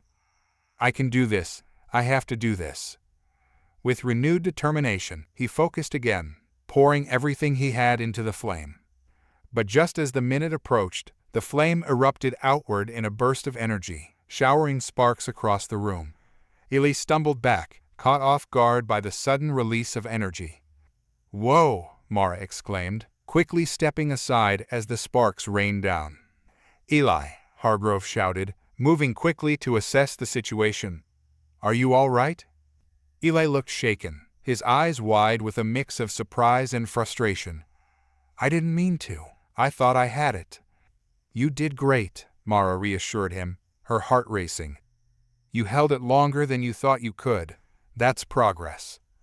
Hargrove nodded, his expression softening. "Exactly. It's part of the learning process. Don't be discouraged by setbacks. They're natural. Ely took a deep breath, the initial shock of the flare subsiding. I just want to get it right. I don't want to hurt anyone. Mara stepped closer, her hand finding his. You won't. You're learning. We'll work through this together. You're not alone. After a moment, Ely nodded, determination returning to his features. Okay, what's next? Next, we'll work on controlling the flame's intensity, Hargrove suggested. We need to build your ability to not only create, but also extinguish the fire. It's a crucial skill. Ely nodded, his gaze unwavering. Let's do it. Hargrove guided him through the process, focusing on the mental aspects of controlling the flame. Picture the fire as a living entity, he instructed. It can grow, shrink, and be extinguished. Your mind is its master. Mara watched closely as Ely began the exercise, his breathing deepening once more. She could see the tension in his body, but there was a newfound confidence in his stance. He was ready to face this challenge. With each attempt, Ely's control improved. He learned to regulate the size and intensity of the flames, coaxing them down until they flickered softly before finally extinguishing them entirely. It was a gradual process, but with every small success, the weight on his shoulders seemed to lift. Excellent, Hargrove praised after one of Ely's successful attempts. You're beginning to understand the nuances of control. Mara felt a swell of pride as she watched Ely gain confidence. He was transforming before her eyes, the boy who had been so uncertain now embracing his abilities. The flicker of hope ignited within her, this was only the beginning. As the day wore on, they continued to practice, the rhythm of training becoming a comforting backdrop to the uncertainty of their situation. Ely's focus deepened, his abilities growing more refined with each exercise. But as evening approached, the atmosphere shifted. Mara could sense the underlying tension returning, a reminder that their time in the facility was limited. They couldn't afford to grow complacent. We should take a break, Hargrove suggested as they wrapped up their training session. Let's regroup and discuss our next steps. Mara nodded, feeling the fatigue in her muscles. I think we all need a moment to recharge. They settled in a corner of the training room, catching their breath and refueling with the supplies they had brought. Ely seemed energized, his confidence growing as he recounted his progress to Mara, who listened intently. You were incredible out there, she said, her smile genuine. I can't believe how far you've come in just one day. Ely grinned, a hint of pride in his expression. Thanks. I just want to keep getting better. I want to be able to protect us. You will, she assured him, her voice steady. With time and practice, you'll master it. But as they shared their moment of camaraderie, Hargrove's expression remained serious, his eyes scanning the room as if sensing an impending threat. Mara, Ely, he said, breaking the comfortable silence. We need to talk about the agency and their next move. Hargrove's voice sliced through the momentary comfort like a knife. We can't ignore the fact that the agency will be looking for us. They'll want to recapture Ely, and if they're as ruthless as I suspect, they won't hesitate to come after us. Ely's face paled at the mention of the agency, the weight of fear pressing down on him again. Mara squeezed his hand, trying to anchor him in the present. What do you think they'll do? She asked, trying to keep her voice steady. Hargrove leaned back against the wall, arms crossed as he considered their options. They'll likely send teams to locate us. If they have any leads on our whereabouts, they'll be closing in fast. We need to stay one step ahead of them. Ely swallowed hard. But how? We can't just keep running forever. We need a plan, Hargrove replied, his tone serious. And it has to involve you, Ely. The agency won't stop until they capture you again. That means we need to figure out how to keep you safe while also training you. Mara felt a surge of determination. We can set up defenses around the facility. If we make this place harder to find, we'll buy ourselves time. Hargrove nodded, his expression thoughtful. That could work. We'll need to create diversions and perhaps even false trails to mislead them. But we'll also need to fortify this space, make it less accessible. Like booby traps? Eli asked, a hint of excitement creeping into his voice. Exactly, Hargrove replied, his eyes lighting up. We can create obstacles that will slow them down. And while we're at it, we'll need to find a way to communicate with our contacts in the underground network. Mara's mind raced with possibilities. What if we set up a perimeter? We can use natural landmarks to hide our tracks and leave decoys to throw them off. I like it, Hargrove said, nodding approvingly. We can also utilize old security measures from the facility. If there are still functioning systems, we might be able to use them to monitor for any incoming threats. Eli looked between them, a newfound spark of confidence igniting within him. I want to help. If I can use my abilities to create defenses, I will. Then let's get started, Hargrove said, rising to his feet. We'll break this down into manageable tasks. The three of them spent the next several hours brainstorming strategies. Hargrove led the discussion, detailing various traps and distractions they could set up. Mara contributed ideas about camouflage and natural barriers, while Lily began to outline how he could use his fire manipulation to create both diversions and defensive measures. We can create flames that look like campfires in the distance, Eli suggested, his eyes lighting up with excitement. If they see those, they might follow them, thinking we're nearby. Good thinking, Hargrove replied, making notes in his worn notebook. And we can use your abilities to create heat signatures that can mask our actual location. If we can divert their attention long enough, we can slip away unnoticed. As night fell, they transformed the facility into a makeshift headquarters, utilizing old furniture to create barriers and hiding spots. Hargrove's experience in the field proved invaluable as he outlined where to place traps, while Mara and Lily worked together, building on each other's ideas. They set up a perimeter of small fires that Eli could easily control, placing them in spots that would appear enticing to anyone approaching the facility. They also established decoys using old blankets and clothing, setting them up to mimic camp setups in the nearby woods. As they worked, the atmosphere shifted. The urgency of their situation loomed over them, but they were focused on their task, determined to take control of their fate. Eli's confidence grew with each passing moment, and Mara felt a sense of pride in his progress. Okay, Hargrove said, surveying their work as they stood back to admire their makeshift defenses. We've done well today, but we can't let our guard down. We need to continue training Eli and keep building our defenses. I'm ready, Eli said, his voice steady. What's next? More practice, Hargrove replied, a serious look in his eyes. We need to build your endurance and control. We'll also focus on extinguishing fires quickly. This will be crucial if things go south. The next morning, they resumed training. Eli worked tirelessly to improve his control, practicing manipulation, shaping, and extinguishing flames. Hargrove pushed him, ensuring he was not just relying on raw power, but honing his precision and discipline. As they trained, Mara couldn't help but notice how Eli's confidence blossomed. The boy who had once trembled at the thought of his abilities was now commanding flames with determination. Yet, the ever-present threat of the agency loomed in the back of her mind, a dark cloud threatening to rain on their progress. During one of their breaks, Mara took Eli aside, sensing the weight of his thoughts. You're doing amazing, Eli, she said softly, placing a reassuring hand on his shoulder. But I can see you're still worried. Eli sighed, glancing away. I don't want to hurt anyone. I feel like I'm constantly walking on a tightrope. What if I can't control it when it really matters? Mara felt her heart ache for him. You're not alone in this. We'll be right here with you. And remember, control comes with practice. You've already come so far. He nodded, but uncertainty still clouded his eyes. What if I let everyone down? What if I can't protect you? You won't let us down, Eli, she replied firmly.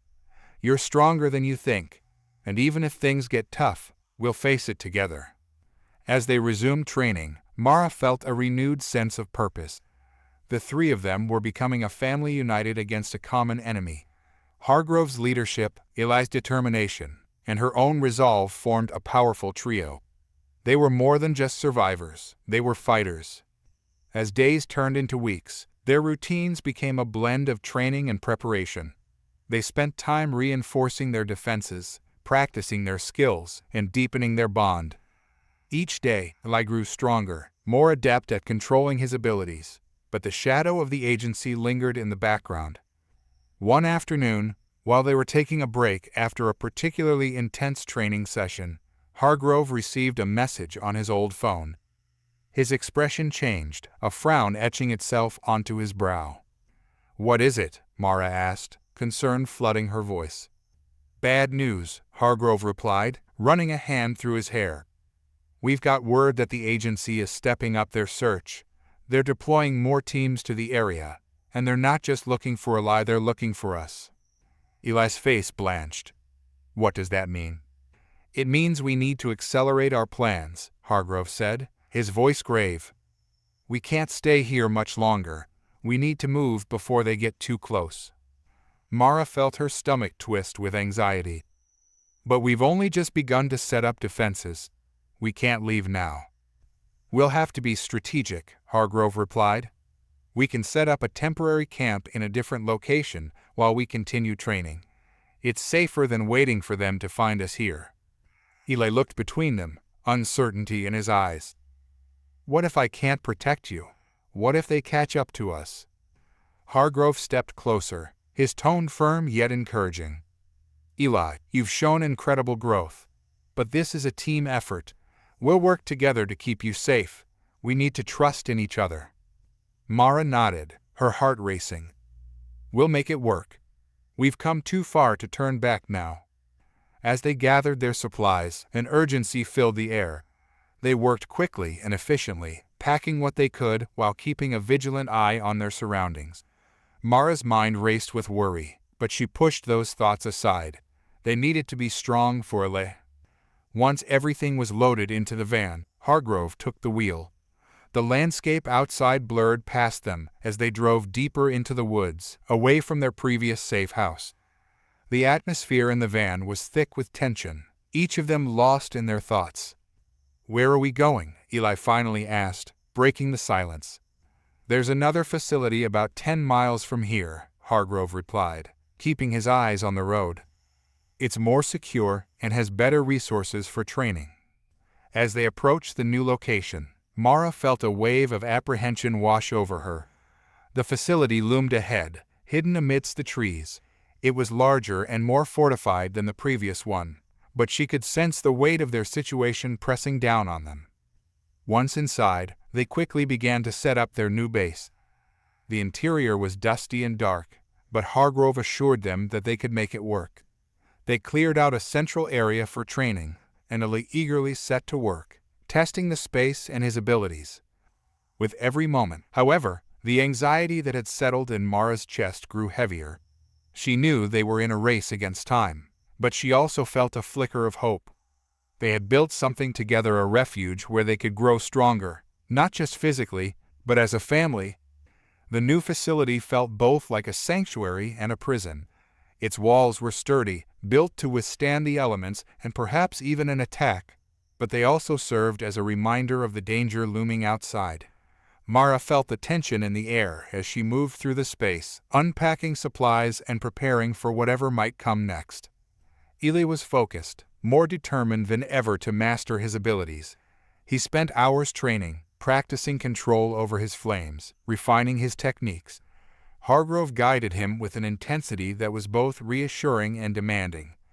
"Today, we're going to work on your ability to create barriers of fire," Hargrove instructed, standing in the central training area. "This is a crucial skill. You need to be able to protect yourself and those around you, especially if we're cornered." Eli nodded, his brows furrowing with concentration. "Okay, I'll try." "Start by envisioning a wall," Hargrove said, pacing slowly. "Picture it rising up from the ground. It's not just a wall of flames, it's a shield, something you can control and shape." Mara watched, her heart pounding as Eli concentrated. She could see the tension in his body, the way his hands twitched with barely contained energy. The air crackled around him, a sign of the power he wielded. "Breathe, Eli," Hargrove urged, his voice steady. Focus on the heat, the energy. You can control it. Ely closed his eyes, taking a deep breath. Mara could see the fire beginning to flicker to life in his palms. But as he attempted to push it outward, the flames sputtered, dimming and faltering. Don't force it, Hargrove reminded him. Let it flow. Picture the wall forming naturally. With another deep breath, Ely shifted his focus.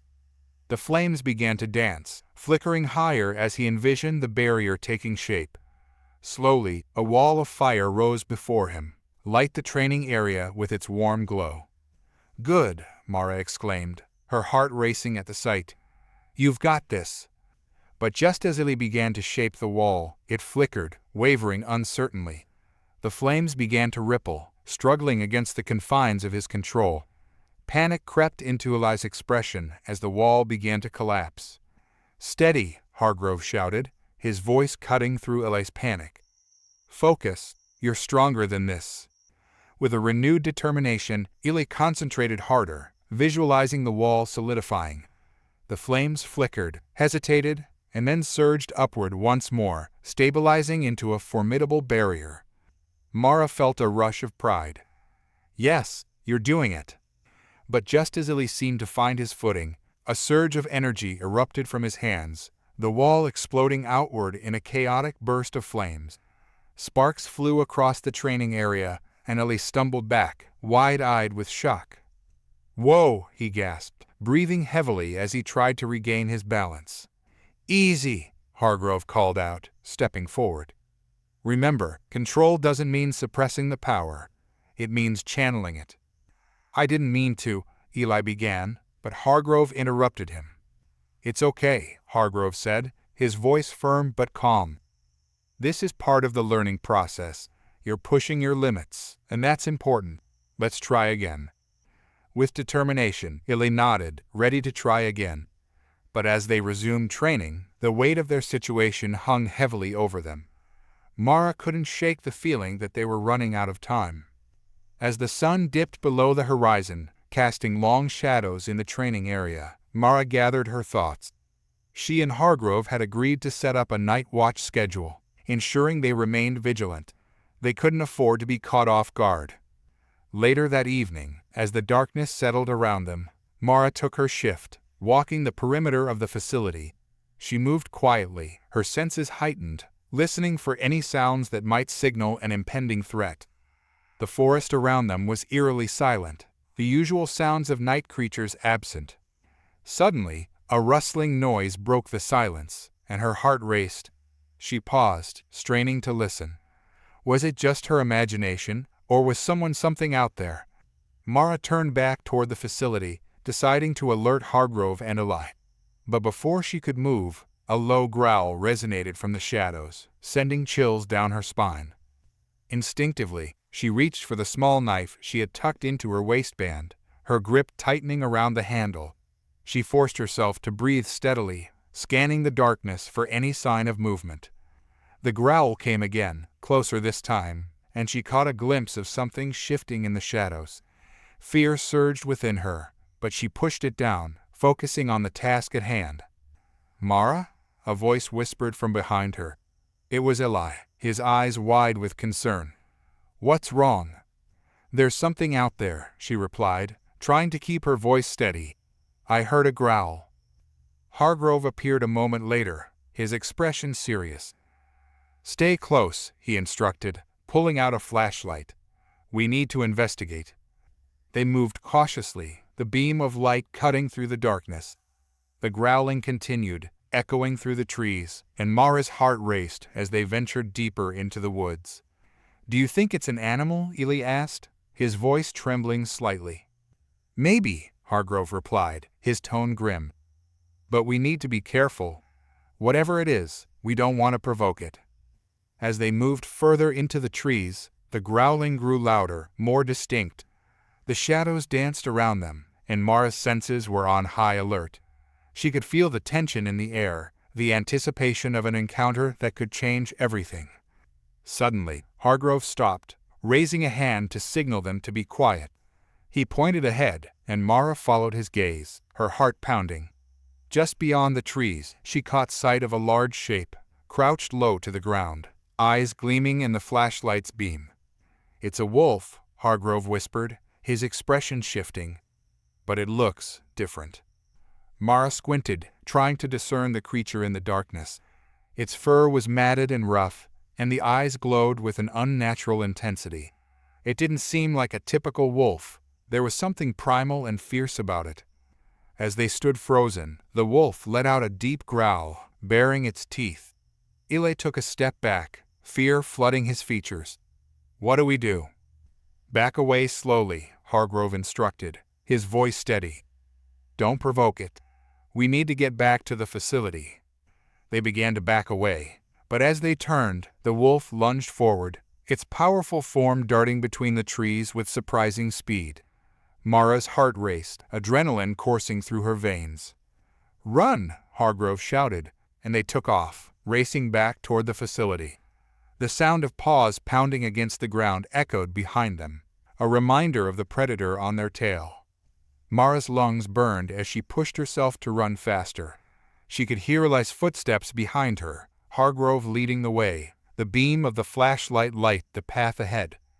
"Don't look back," Hargrove yelled, his voice urging them forward. They burst through the trees, reaching the clearing where the facility stood. Hargrove flung open the door, and they scrambled inside, slamming it shut behind them. Breathless, they leaned against the door, hearts racing as they listened for any signs of the wolf outside. The growling had ceased, but tension hung in the air. "What was that thing?" Eli gasped, eyes wide with fear. "I don't know," Hargrove replied, glancing at the door as if expecting the creature to break through. "But we need to be prepared. If it's out there, we can't let our guard down."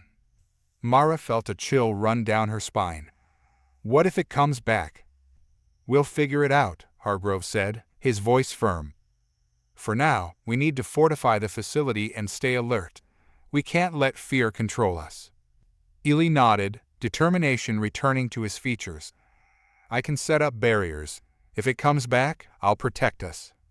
"That's the spirit," Hargrove said, a hint of pride in his voice. "But we need to be cautious. Whatever that wolf is, it's not just an animal." As they began to strategize, the weight of their situation settled heavily on Mara's shoulders. They were fighting against more than just the agency now. They were facing something unknown and dangerous. The night wore on, and they took shifts watching the perimeter, ensuring they remained vigilant.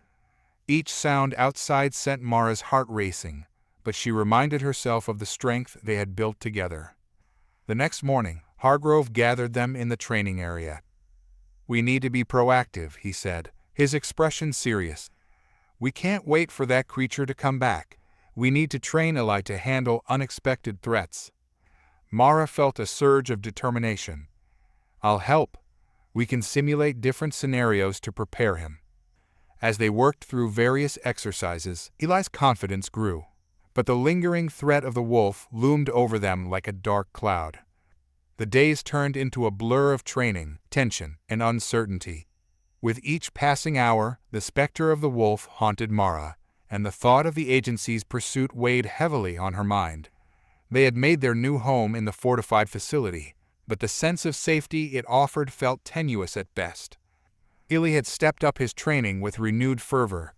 Under Hargrove's guidance, he learned to create walls of fire, barriers that danced and flickered at his command. Mara watched with a mix of pride and concern as Eli pushed himself further, mastering control while confronting the fear that had once paralyzed him. "Focus on your breathing," Hargrove instructed, pacing around Eli as he prepared to conjure another wall of flames. "Let the fire respond to your heartbeat."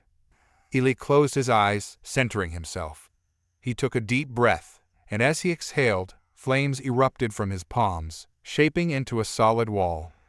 This time it held steady, flickering with intensity but remaining unyielding. "Excellent," Mara called, her heart swelling with admiration. "You've got it, Eli." He opened his eyes, a triumphant smile breaking across his face. "I really did it." "Let's see if you can maintain it longer," Hargrove suggested, crossing his arms. "Try to visualize the wall as a protective barrier, something you can draw strength from. Think of it as an extension of yourself.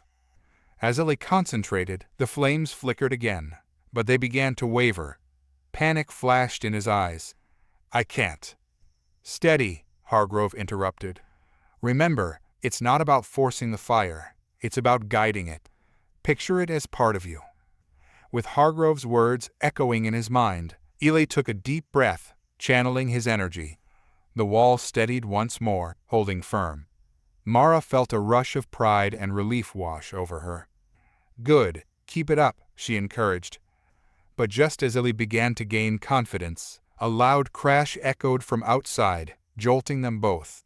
The sound reverberated through the facility, sending a shiver down Mara's spine.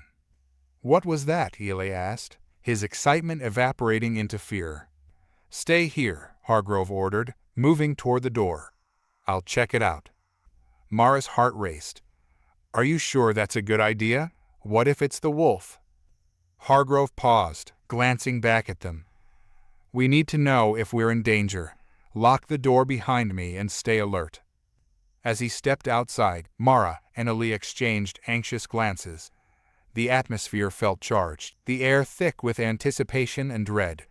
They could hear the rustling of leaves and the distant sounds of the forest, but the crash had left an unsettling silence in its wake. Minutes felt like hours as they waited, hearts pounding in sync. Then, just as Mara was about to urge Eli to keep training, Hargrove returned, his expression grave. It wasn't the wolf, he said, shutting the door tightly behind him. But we need to be cautious. It looks like something has disturbed the perimeter. Disturbed how? Mara asked, fear creeping into her voice. There are signs of a struggle tracks leading away from the facility. I think something else might be out there. Hargrove's brow furrowed in concern. We need to fortify our defenses. What kind of tracks? Eli asked, his curiosity pushing through his fear. Hargrove studied Eli, weighing his words carefully. I'm not sure yet, but whatever it is, it's large. We need to be ready for anything. Mara felt a wave of unease wash over her. What do we do? First, we need to secure the area, Hargrove replied, his tone resolute. We'll set up additional barriers and traps, and then we can run more drills. Eli, I want you to practice maintaining your fire walls while we work on the perimeter. Eli nodded, determination replacing the fear in his eyes. I can do that. As they set to work, Mara felt the urgency of their situation pressing down on her. They worked in tandem, creating additional barriers and reinforcing their defenses. Hargrove led Eli through more advanced drills, pushing him to maintain his control while working under pressure. As night fell, the tension heightened. The atmosphere around the facility felt charged, the darkness closing in like a blanket. Mara and Eli took turns standing guard, eyes scanning the shadows for any signs of movement. Mara, Eli said quietly during one of their watch shifts. Do you think we'll really be okay? Mara looked at him, her heart aching at the vulnerability in his voice. We're doing everything we can to stay safe, Eli. Hargrove is strong, and you are too. Together, we'll face whatever comes our way. But what if it's not enough? Eli asked, his brow furrowed with worry. It will be enough, she insisted, reaching out to squeeze his hand. We've come so far, and we're a team. We won't let fear stop us. Just then, a rustling sound came from the tree line, breaking the tension. Mara's heart raced as she turned to look, straining to see through the darkness. Did you hear that? She whispered. Eli nodded, eyes wide with fear. What is it? Stay close, she whispered, pulling him behind her as they waited, tense and ready.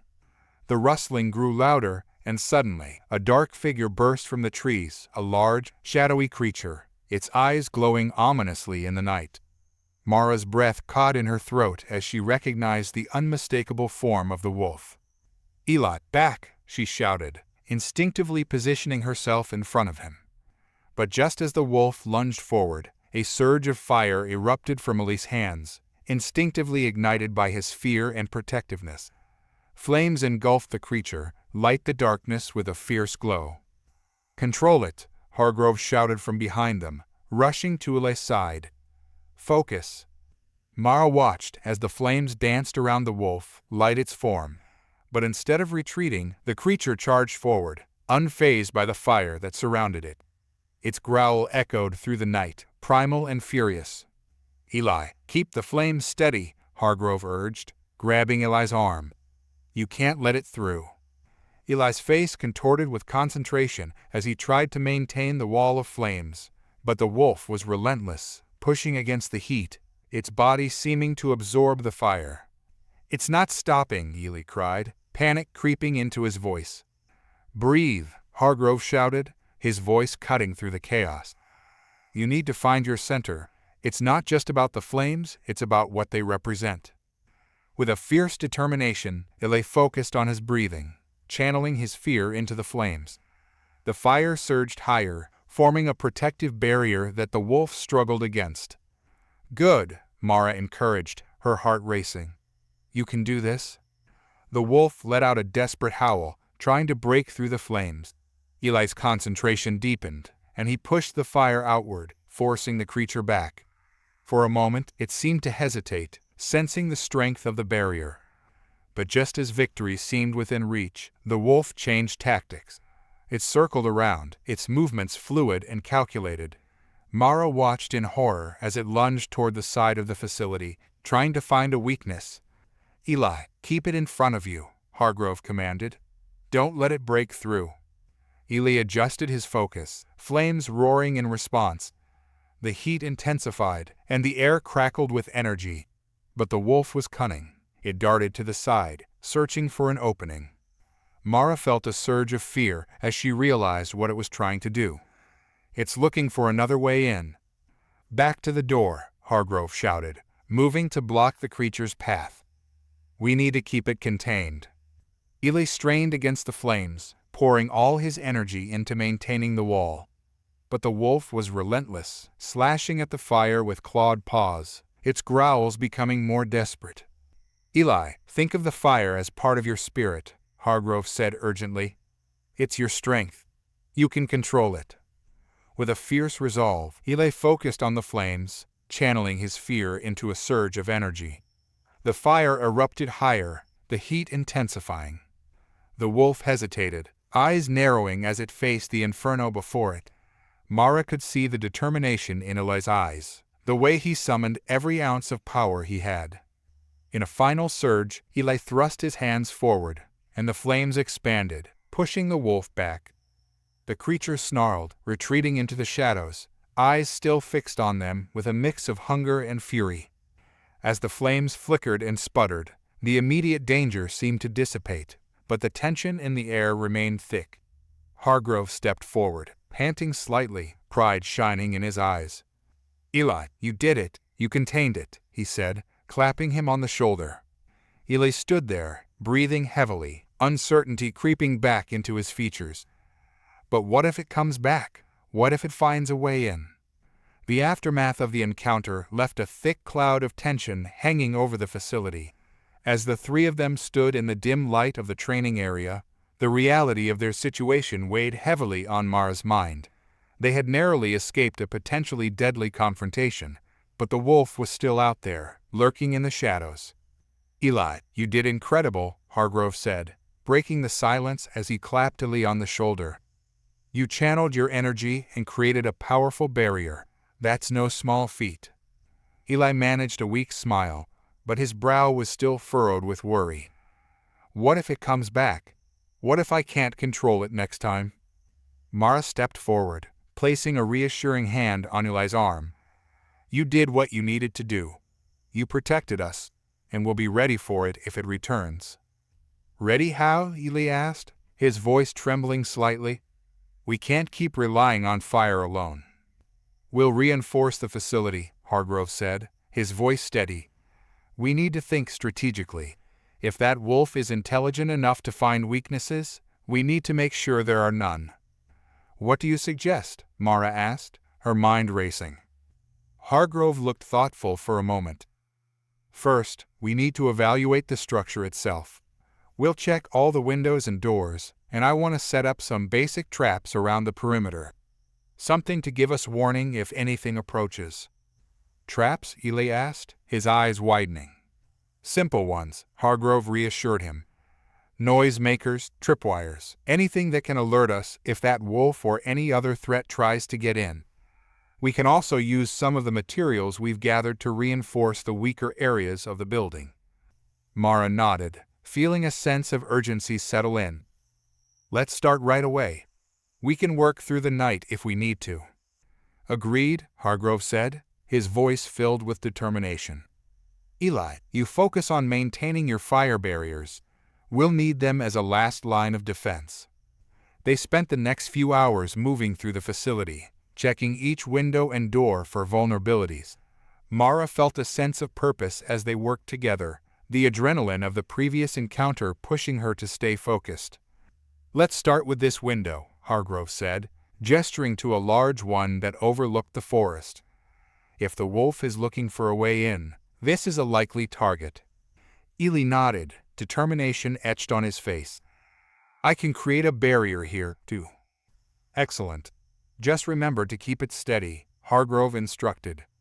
As Ely focused on conjuring flames, Mara and Hargrove reinforced the window with wooden planks and nails. They worked in a rhythm, their movements quick and efficient. The sound of hammering echoed in the otherwise quiet facility. After securing the first window, they moved to the next. Mara's mind raced as she thought of all the possible scenarios they could face. The idea of being caught off guard again filled her with anxiety, but the strength of their teamwork helped to bolster her resolve. You think that Wolf is working alone? She asked Hargrove as they worked on another window. It's hard to say, he replied thoughtfully. There could be more creatures like it out there, but for now, our primary focus should be on strengthening our defenses. As the hours passed, they made their way through the entire facility, reinforcing every window and door. Ely maintained his flames around them, ensuring that any potential threat would be met with a fierce barrier. The flames cast flickering shadows on the walls, creating an atmosphere both warm and foreboding. Finally, they finished their round of fortifications. Hargrove wiped sweat from his brow and surveyed their work with a satisfied nod. Not bad for a night's work. Ely grinned, the tension in his body easing slightly. We did it. The facility feels more secure. Now, we need to set up those traps, Hargrove said, turning toward the door. Let's head outside and see what we can rig up. Mara felt a surge of adrenaline as they stepped outside into the cool night air. The forest loomed before them, a dark and mysterious expanse. She glanced around, half expecting to see the glowing eyes of the wolf watching from the shadows. We'll need materials, Hargrove said, scanning the area. Look for anything that can make noise or create a barrier. We can use branches, rocks, anything we can find. They split up, searching the perimeter for supplies. Mara's heart raced as she ventured deeper into the woods, collecting fallen branches and stones. She felt the weight of the night pressing in on her, the sense that they were not alone. As she gathered materials, her mind wandered back to the encounter with the wolf. The way it had moved so powerful and determined sent chills down her spine. She couldn't shake the feeling that they were being watched. Mara, Ely called from nearby, pulling her from her thoughts. I found some old cans. We can use these for noise traps. Great idea, she shouted back, hurrying over to where Ely stood. Let's set them up along the edge of the forest. They quickly worked together, tying cans to branches with twine and placing them strategically around the perimeter. Each trap was designed to create noise if disturbed, providing an early warning system. As they continued to set up traps, Hargrove joined them, carrying a bundle of twine and more materials. Good work, you two. Let's place these around the most vulnerable areas. Then we can return to the facility and set up the fire barriers. They finished their work, placing the last of the traps along the perimeter. As they stepped back to admire their handiwork, Mara felt a sense of accomplishment. We did it. This will help us stay alert. Now, let's get back inside, Hargrove said, his expression serious. We need to keep the fire going and stay vigilant. Once back inside, they gathered in the training area, Eli immediately conjuring a wall of flames to protect them. The warmth of the fire was comforting, but the atmosphere was still thick with tension. "Now that we've fortified the facility, what's our plan?" Mara asked, glancing between Hargrove and Eli. "We'll take shifts keeping watch through the night," Hargrove replied. "Eli can practice maintaining his fire barrier while we stay alert for any disturbances. If anything triggers the traps, we'll respond quickly." Mara nodded, her mind racing with the possibilities. "And if the wolf comes back?" "Then we'll be ready," Hargrove said, determination etched in his features. "We'll face it together." As the night wore on, they settled into a rhythm, taking turns watching for signs of trouble. The fire flickered and crackled, casting long shadows on the walls. Mara found herself lost in thought, contemplating the unknowns that lay ahead. "Do you think we're really safe here?" Eli asked quietly during one of their watch shifts. Mara glanced at him, sensing the weight of his question. "I think we're safer than we were, but we can't let our guard down. We need to stay vigilant." "I just wish we could go back to how things were," Eli said, his voice filled with longing. Mara felt a pang of sympathy. "Me too. But we can't change what's happened. All we can do is focus on what's in front of us and make the best of it." Eli nodded, though uncertainty lingered in his eyes. "I just want to be able to protect us." "You already are," Mara assured him, placing a comforting hand on his shoulder. "You've grown so much. We all have." As dawn approached, the first light of morning broke through the trees, casting a soft glow in the training area. The shadows receded, and for a moment the atmosphere felt lighter. Hargrove emerged from his watch, stretching his arms. "Everything seems quiet. Let's regroup and assess the situation." They gathered in the training area, the fatigue of the night beginning to wear on them. Mara felt a sense of accomplishment as they discussed their plans for the day. They needed to remain vigilant and continue to strengthen their defenses. "Eli, let's run through some drills today," Hargrove suggested. "We can simulate different scenarios to prepare you for any surprises." "Sounds good," Eli said, his enthusiasm returning. "I want to practice more with the fire." Mara smiled at his excitement. "And I'll help. We can set up some obstacles for you to maneuver around while you focus on maintaining control." As they began their training session, the air filled with the sounds of crackling flames and laughter. Mara felt the weight of their situation lifting, if only for a moment. They were a team, and together they could face whatever challenges lay ahead. But as they trained, the specter of the wolf still loomed in the back of Mara's mind. Each flicker of movement in the trees sent her heart racing, and she found it hard to shake the feeling of being watched. Later that afternoon, as they took a break from training, Mara stepped outside to clear her head. The sun was bright, and the forest around them felt alive. Yet, she couldn't shake the feeling of unease that clung to her. "Mara," Eli's voice called out, pulling her from her thoughts. She turned to see him running toward her, his face flushed with excitement. "I think I saw something moving in the trees." "Is it the wolf?" The forest loomed before Mara like an enigma, each rustling leaf a reminder of the threat that lay beyond the perimeter. Eli's voice cut through her thoughts, a mixture of excitement and fear. "What did you see?" she asked, her heart racing. "I'm not sure," Eli replied, glancing back toward the tree line, his eyes wide. "It moved so quickly. I think it was larger than a deer." Mara felt a chill run down her spine. "Could it be the wolf?" "I don't know," he said, shaking his head. "But it was fast." Hargrove appeared behind them, having heard the commotion. "What's going on?" "Eli thinks he saw something moving in the trees," Mara explained, her voice steady despite the rising anxiety within her. Hargrove's expression hardened. "Let's investigate. We need to know what's out there. Stay close and be ready for anything." Mara felt a surge of apprehension, but she nodded, determination pushing her forward. Together, they approached the edge of the forest, where the underbrush rustled and shadows danced. Eli walked beside her, his eyes darting nervously. "Remember, stick together," Hargrove reminded them. and keep your senses sharp. As they ventured deeper into the woods, the atmosphere changed. The air felt charged, the sounds of the forest more pronounced. Birds chirped overhead, and the rustle of leaves seemed to echo all around them. Mara could feel her heart pounding in her chest, a mix of excitement and dread. Over there, Eli pointed toward a thicket where movement caught his eye. They crept closer, and Mara could feel the adrenaline coursing through her veins.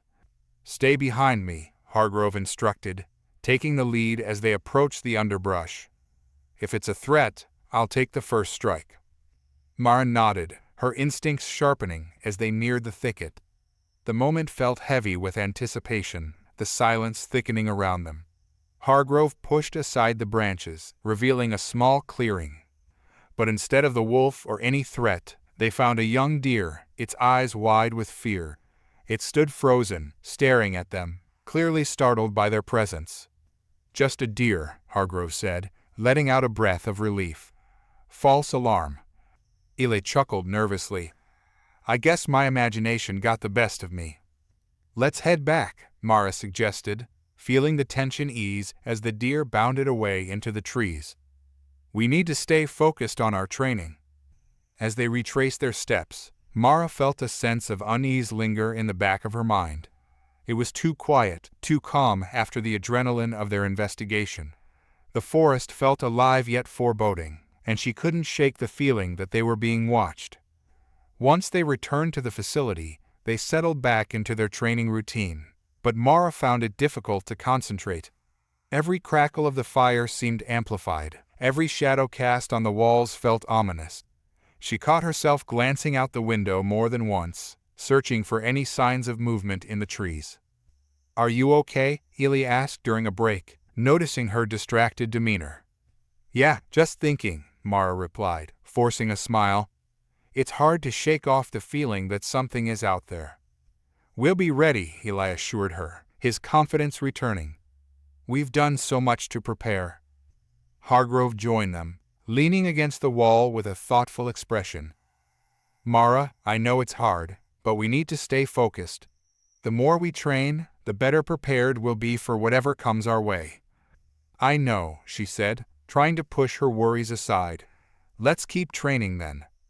Eli's enthusiasm returned as they moved back to their drills. Hargrove set up various obstacles for Eli to navigate while maintaining his fire barriers, pushing him to stay focused under pressure. Mara watched, her heart swelling with pride as Eli mastered his abilities.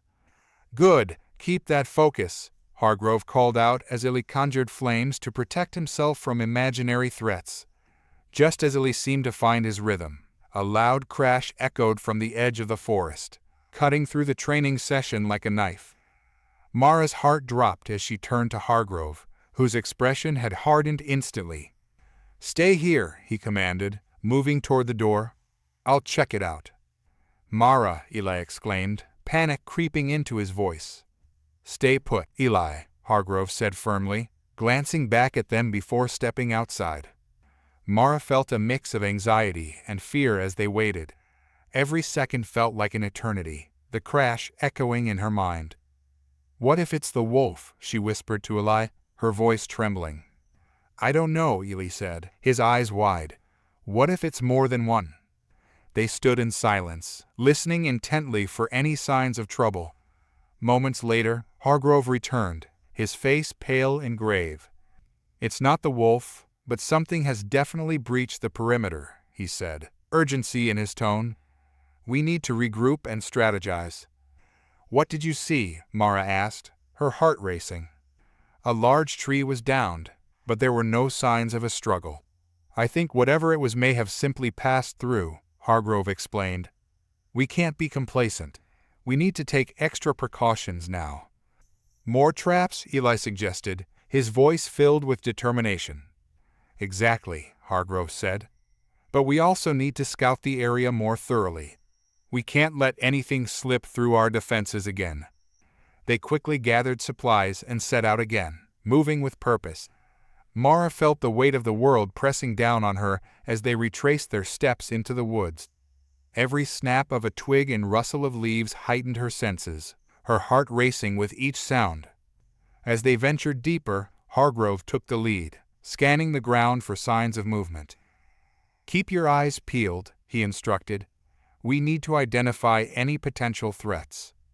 They walked in silence, each step taking them further into the unknown. The forest seemed to close in around them, shadows stretching long as the sun dipped lower in the sky. Mara felt a knot of tension in her stomach, the feeling of being hunted gnawing at her. "Look," Eli pointed to the ground, where large paw prints were visible in the soft earth. "Those are from a wolf." Hargrove knelt down, studying the tracks. "This is fresh," he murmured, looking around cautiously. "We're definitely not alone out here." Mara's heart raced. "What do we do?" "We need to backtrack and reinforce the facility again," Hargrove said, standing. "We can't risk a confrontation right now." As they turned to head back, the air felt heavier, charged with anticipation. They moved quickly, the forest seeming to thrum with energy, each step resonating with the tension in the air. Once back at the facility, they secured the door tightly, hearts pounding in sync. Hargrove wasted no time, pulling them into a huddle. "We need to fortify our defenses again. We'll set up a secondary layer of traps close to the walls of the facility." "I'll help," Eli said, his determination shining through. "I can keep a fire barrier up to deter anything that comes too close." "Good idea," Hargrove replied, his voice steady. "We'll also need to cover any potential weaknesses, especially near the windows and doors." As they worked to reinforce the facility, the tension hung in the air like a heavy fog. Each creak of the wood and rustle of leaves outside felt magnified, every sound echoing their fears. Hours passed as they fortified the facility, setting up traps and maintaining fire barriers. Mara worked alongside Eli, their movements synchronized as they reinforced the doors and windows with more wooden planks and nails. Once they finished, they settled in for another watch, the fire flickering brightly in the center of the training area. Hargrove took the first watch while Mara and Eli tried to rest, but sleep eluded them. "Mara," Eli whispered, breaking the silence. "Do you think we'll be okay?" Mara turned to face him, her heart aching at the worry in his eyes. "I believe we will be. We're doing everything we can to stay safe." "What if it's not enough?" he asked, his voice barely above a whisper. "Then we'll find a way to adapt. We've already faced so much together," she replied, trying to infuse her voice with confidence. "We're stronger than we think." Just as Eli seemed to relax, a low growl reverberated from outside, freezing them both in place. The sound sent chills down Mara's spine, her breath hitching in her throat. "Did you hear that?" Eli whispered, eyes wide with fear. Mara nodded, her heart racing. "Stay quiet." They strained to listen, the growl echoing again, closer this time. Hargrove's eyes widened, and he moved closer, reaching for the door handle. "Don't," Mara urged, grabbing his arm. "We need to wait for it to move away." But before they could formulate a plan, the door rattled violently, and the growl transformed into a snarl. Panic surged through Mara as she and Eli stepped back, fear etched on their faces. "Hargrove, what do we do?" Eli asked, his voice trembling. The air in the training area grew electric as the growl outside intensified, resonating like a war drum in Mara's chest. Hargrove stood tense, his hand gripping the door handle as if it were the only thing anchoring him to the present. "Eli, focus," Mara urged, her heart pounding. "Concentrate on your fire barrier." Eli nodded, determination flickering in his eyes as he stepped away from them, taking a deep breath. He stretched out his hands, palms facing the ground, and concentrated. The familiar warmth began to emanate from him, building slowly but steadily.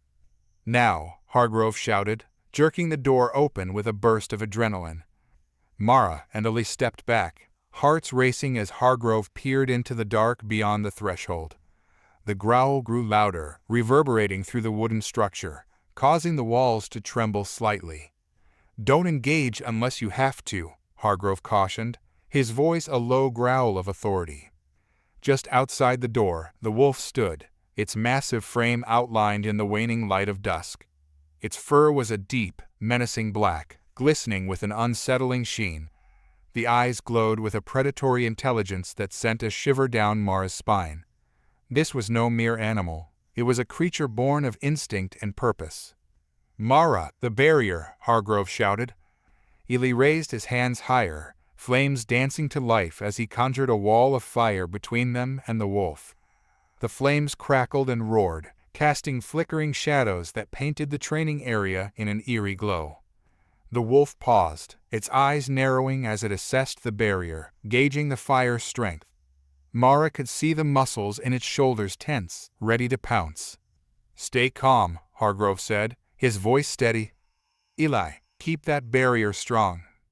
The wolf took a tentative step forward, testing the edge of the fire.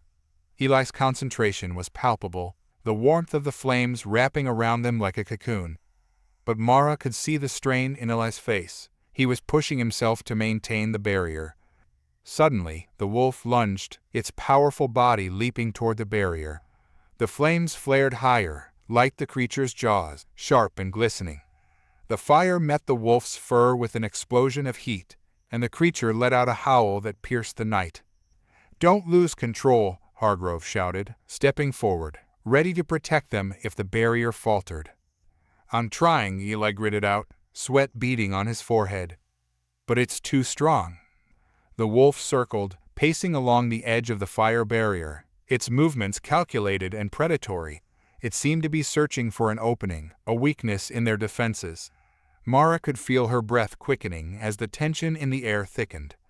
"Ely, focus on the wolf," she urged, trying to keep her voice steady. "You can do this. Remember what we practiced." With a deep breath, Ely narrowed his focus, drawing on the fire within him. The flames surged, responding to his command, growing brighter and more intense. Mara could see the wolf hesitate, momentarily taken aback by the surge of heat. "That's it," Hargrove encouraged. "Keep it strong. Don't let it break you." The wolf let out a low growl, its gaze locked onto Ely, recognizing him as the source of the fire. It lunged again, testing the barrier, and this time the flames flickered dangerously close to going out. Mara felt her heart drop as she saw the wolf's determination. "Ely, you have to push it back," she urged, panic creeping into her voice. "Now." With a fierce determination, Ely thrust his arms forward, and a wave of flames erupted, pushing against the wolf. The heat intensified, the air crackling around them. The wolf recoiled, momentarily dazed by the force of the blast. "Good! Keep it up!" Hargrove shouted, his voice echoing in the tension-filled space. But the wolf was relentless. It circled back, its eyes glinting with a mix of hunger and fury. Mara's breath caught as she watched it move with an elegance that belied its size. This creature was not just a beast, it was a hunter, and they were its prey. "Can we flank it?" Mara whispered to Hargrove, her mind racing. "Maybe we can distract it while Ely maintains the barrier." "We can't risk splitting up," Hargrove replied, his gaze fixed on the wolf. "We need to keep our strength together." The wolf lunged once more, and this time Ely's flames faltered, the barrier wavering. "I can't hold it," he shouted, desperation creeping into his voice. "Ely, concentrate," Hargrove barked. "Picture the flames, feel their power. You are stronger than it." Mara watched as the wolf began to circle closer, inching its way toward a gap in the barrier. "Ely, look out!" she cried, heart racing. In that split second, she noticed the wolf's posture shift, its eyes narrowing as it prepared to leap through the flames. "No!" she yelled, instinctively stepping forward, a surge of energy flooding through her. "Stay back, Mara," Hargrove commanded. But she could feel the force inside her building, a power she had been tapping into without realizing it. As the wolf lunged, Mara reached out with her hand, focusing her will. "Stop," she commanded, and to her surprise, a wave of energy surged from her palm, colliding with the wolf mid-air. The creature was thrown back, hitting the ground with a heavy thud. The flames roared higher as it struggled to regain its footing, confusion flickering in its eyes. "Mara," Ely exclaimed, awe and panic mixing in his voice. "How did you—" I don't know, she replied, breathless, adrenaline coursing through her veins. I just felt it. Hargrove's expression shifted, realization dawning on him. You tapped into your own energy, he said, eyes wide. That's incredible, but be careful, this wolf is not just an animal, it's something else entirely. The wolf shook its head, snarling, its eyes now filled with a feral intelligence that sent a chill down Mara's spine. It rose, assessing the new threat in the form of Mara, who had unwittingly shifted the balance of power. Eli, keep the barrier steady, Hargrove shouted, moving to flank Mara. Mara, focus on controlling that energy. We can't let it overpower us. Mara nodded, fear coursing through her, but mingling with determination. What do we do if it charges again? She asked, her voice steadying as she focused on the wolf. Distract it, draw its attention while Eli maintains the barrier, Hargrove instructed. And remember, it's a predator. It will try to exploit any weaknesses it sees. The wolf let out a low growl, pacing again, its eyes darting between Eli and Mara. It was calculating, searching for the best opportunity to strike. Mara could feel the intensity of its gaze on her, and a shiver of fear trickled down her spine. I can do this, she whispered to herself, trying to quell the anxiety building within. I just have to stay focused. Suddenly, the wolf lunged again, its powerful body barreling through the air toward them. Now, Eli, Hargrove shouted. Eli's flames flared, and Mara instinctively raised her hand, calling forth the energy inside her once more. Stop, she commanded again, channeling the energy outward.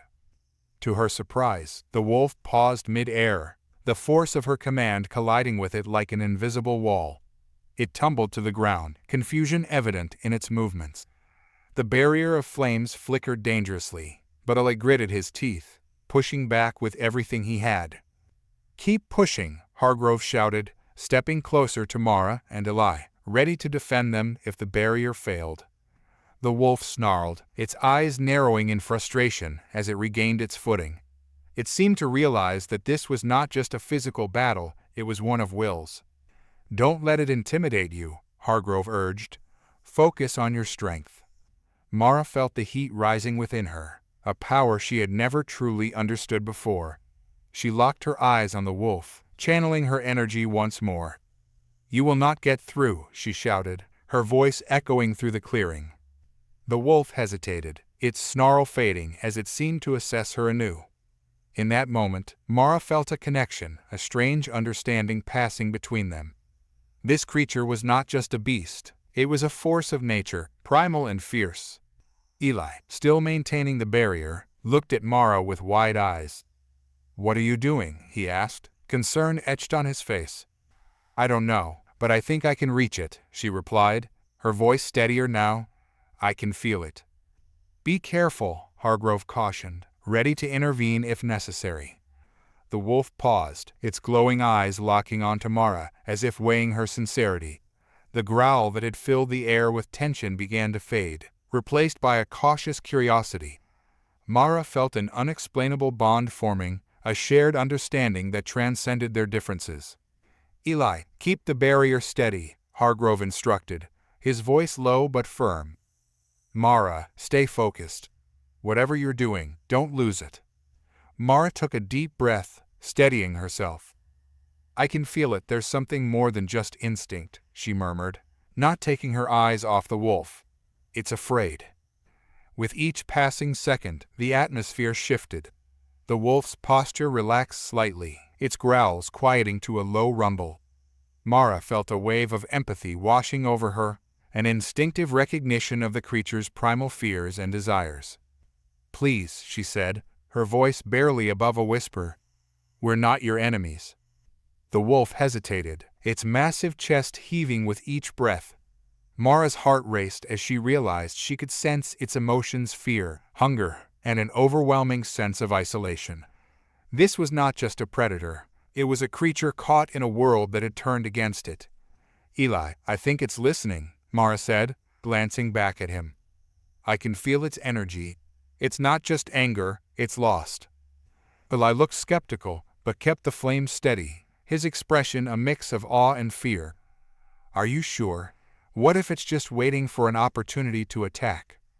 Mara nodded, still focused on the wolf. "I understand the fear. I feel it too. But if we can show it we mean no harm, maybe it will back down." Hargrove moved closer, observing carefully. "You're taking a significant risk, Mara. But if you believe you can reach it, I'll back you up." Mara nodded, her resolve strengthening. She returned her gaze to the wolf, taking a small step forward. "I know you're scared. We're scared too," she said softly, her heart pounding in her chest. "But we can help each other. We don't have to fight." The wolf cocked its head, ears perked, a flicker of interest igniting in its eyes. Mara could feel a shift, an almost imperceptible change in its demeanor. It seemed to assess her, weighing her words against its instincts. "Eli, can you lower the flames just a bit?" she asked, knowing that a show of vulnerability might help bridge the gap. "We need to show it we're not a threat."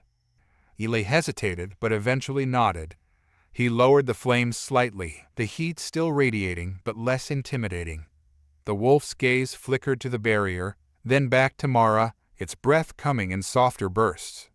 "Easy," she coaxed. "It's okay. We're not here to harm you."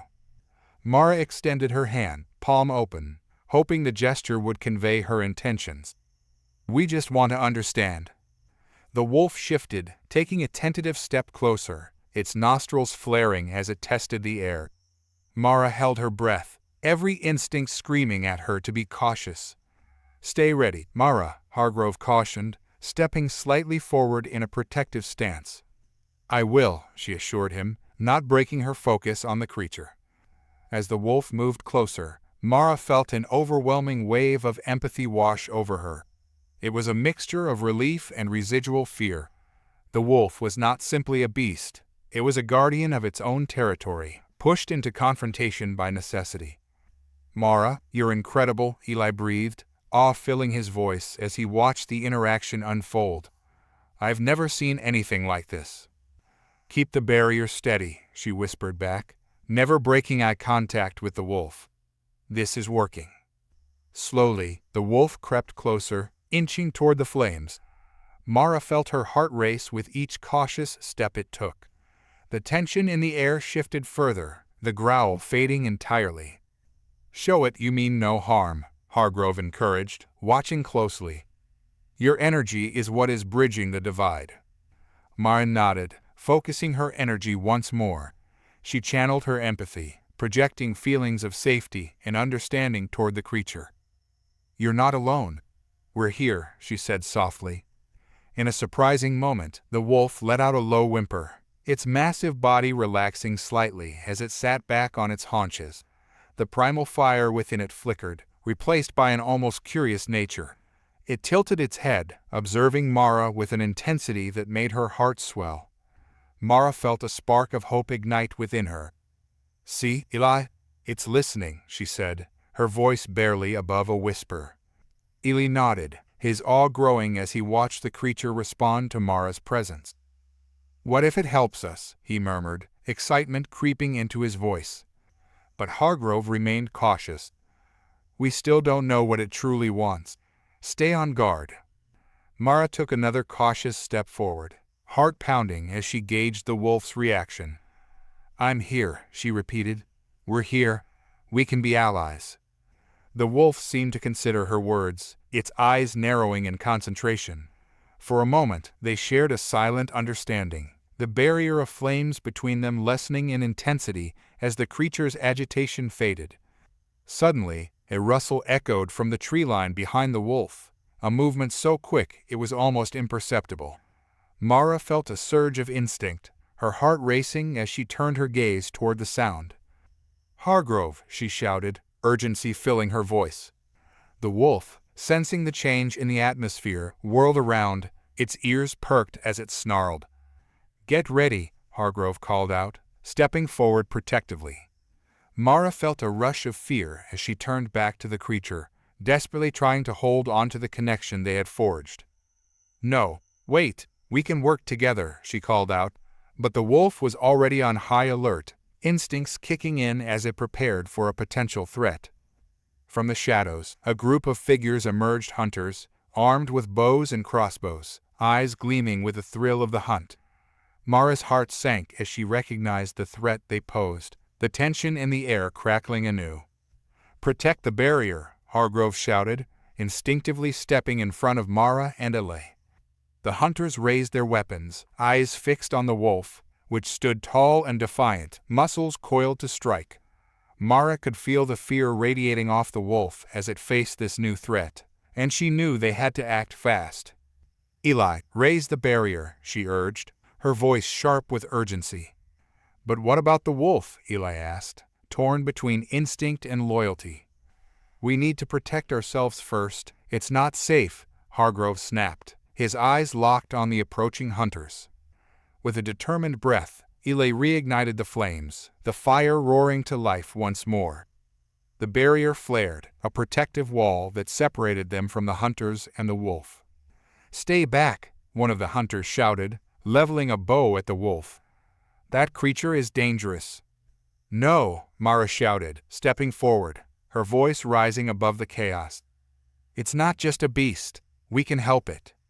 The hunters exchanged glances, confusion mingling with their determination. "It's a wolf! It's a threat to us all," another hunter yelled, drawing back the string of his bow. "Listen to me," Mara pleaded, feeling desperation creeping in. "It's not what you think. We've been trying to communicate with it." Hargrove stepped forward, positioning himself in front of Mara. "This is not a time for negotiations.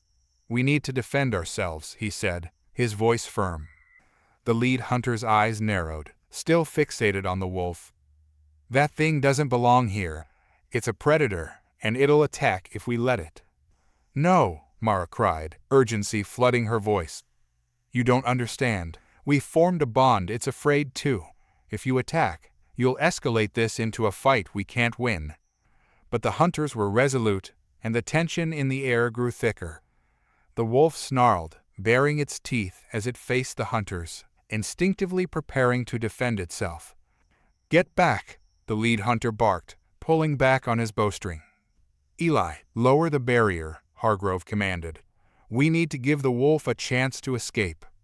"No," Mara protested, feeling a wave of fear and anger rise within her. "We can't abandon it. It's not just an animal, it's a part of this."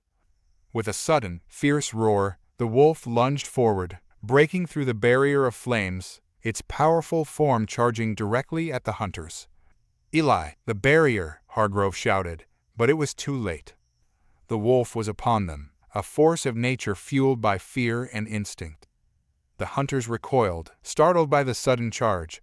The lead hunter loosed his arrow, but the wolf dodged, moving with an agility that was both beautiful and terrifying. "Stop it!" Mara shouted, rushing forward despite Hargrove's attempt to pull her back. "You don't need to fight." The scene erupted into chaos as the wolf burst through the barrier, its sleek form a blur against the backdrop of the encroaching hunters. Mara's heart raced, a mixture of fear and determination propelling her forward. She could feel the connection to the wolf still pulsing within her, a thread of understanding that urged her to intervene. "Stop! You don't understand," Mara shouted, her voice desperate as she moved closer. "It's not just an animal, it's a being, just like us."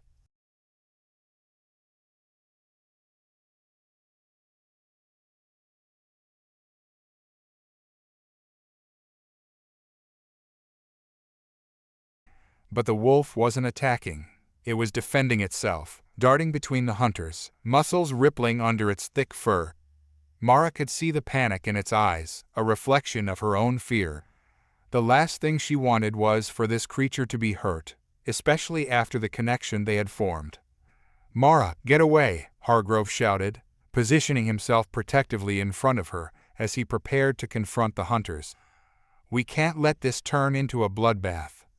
But Mara refused to retreat. "If we fight, we'll lose everything," she yelled, her voice rising above the chaos. "We can help each other." The lead hunter, still holding his bow taut, hesitated. "What do you mean?" he asked, confusion clouding his judgment. Mara seized the moment.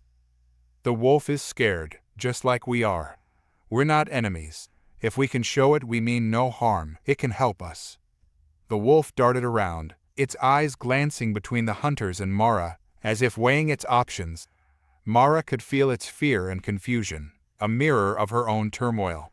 She took a step closer, extending her hand once more, hoping to convey trust. "Please," she urged, her voice softer now.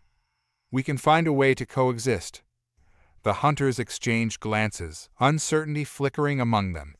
They had come prepared to fight, to protect their territory, but Mara's words resonated, planting seeds of doubt in their minds. "Mara, this is dangerous," Hargrove warned, his voice low and intense. "You don't know what it's capable of." "I do know," she insisted, determination hardening her resolve. "It's capable of understanding, just like we are. But it needs to feel safe." Just then, the wolf turned, its attention snapping back to the hunters, a low growl rumbling from its throat. It was ready to defend itself against perceived threats, but it paused, as if sensing Mara's presence and her plea for peace. "Lower your weapons," Mara shouted, her eyes darting between the hunters. "We can talk about this. We don't have to fight." The lead hunter hesitated, his brow furrowing as he processed her words. "What if it turns on you?" he asked, doubt creeping into his voice. "It won't," Mara said, her heart pounding in her chest. "Not if we show it we mean no harm." As if to emphasize her point, the wolf stepped back slightly, still alert but no longer poised to attack. It let out a low whimper, its body language shifting as it sought to convey its own confusion. "Look," Mara urged, gesturing toward the wolf. "It's scared, just like you are." With a deep breath, the lead hunter lowered his bow slightly, glancing at his companions, who seemed equally torn. "What do you suggest we do?" he asked warily. "We need to create a safe space," Mara replied, her heart racing. "If we can reassure the wolf, maybe it will see that we're not a threat. We can work together to protect ourselves from whatever is out there." Another hunter chimed in, his voice uncertain. "And if it attacks? Then we'll deal with it, but we have to try," Mara pleaded, her eyes filled with urgency. "Please, let's give this a chance." After a long, tense moment, the lead hunter nodded, slowly lowering his weapon further. "All right, but we're watching closely," he warned, his voice still filled with caution.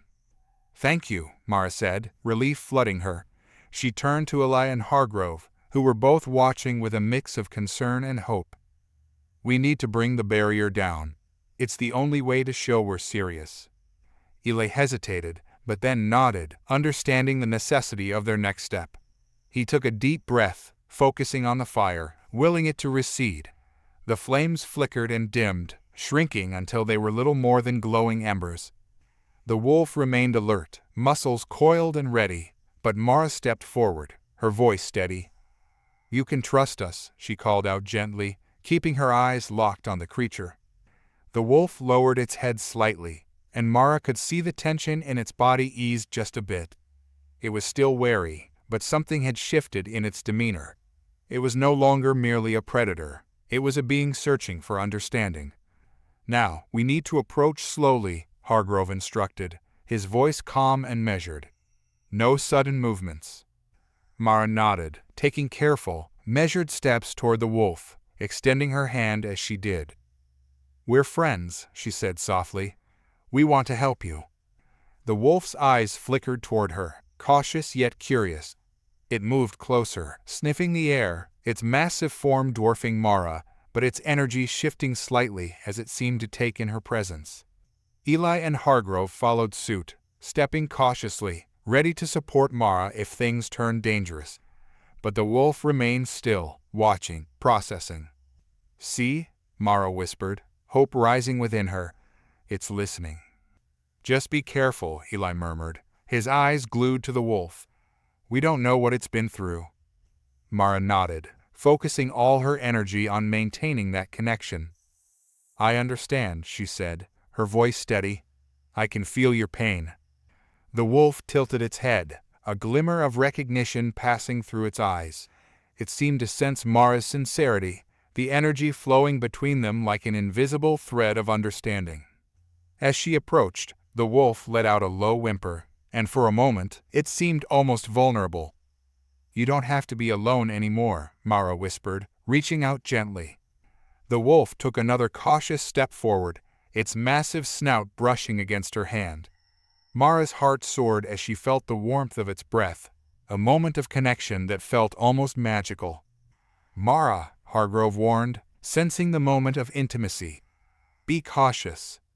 But Mara felt the bond solidifying. "It's okay," she reassured him, her gaze still locked on the wolf. "It's not going to hurt me."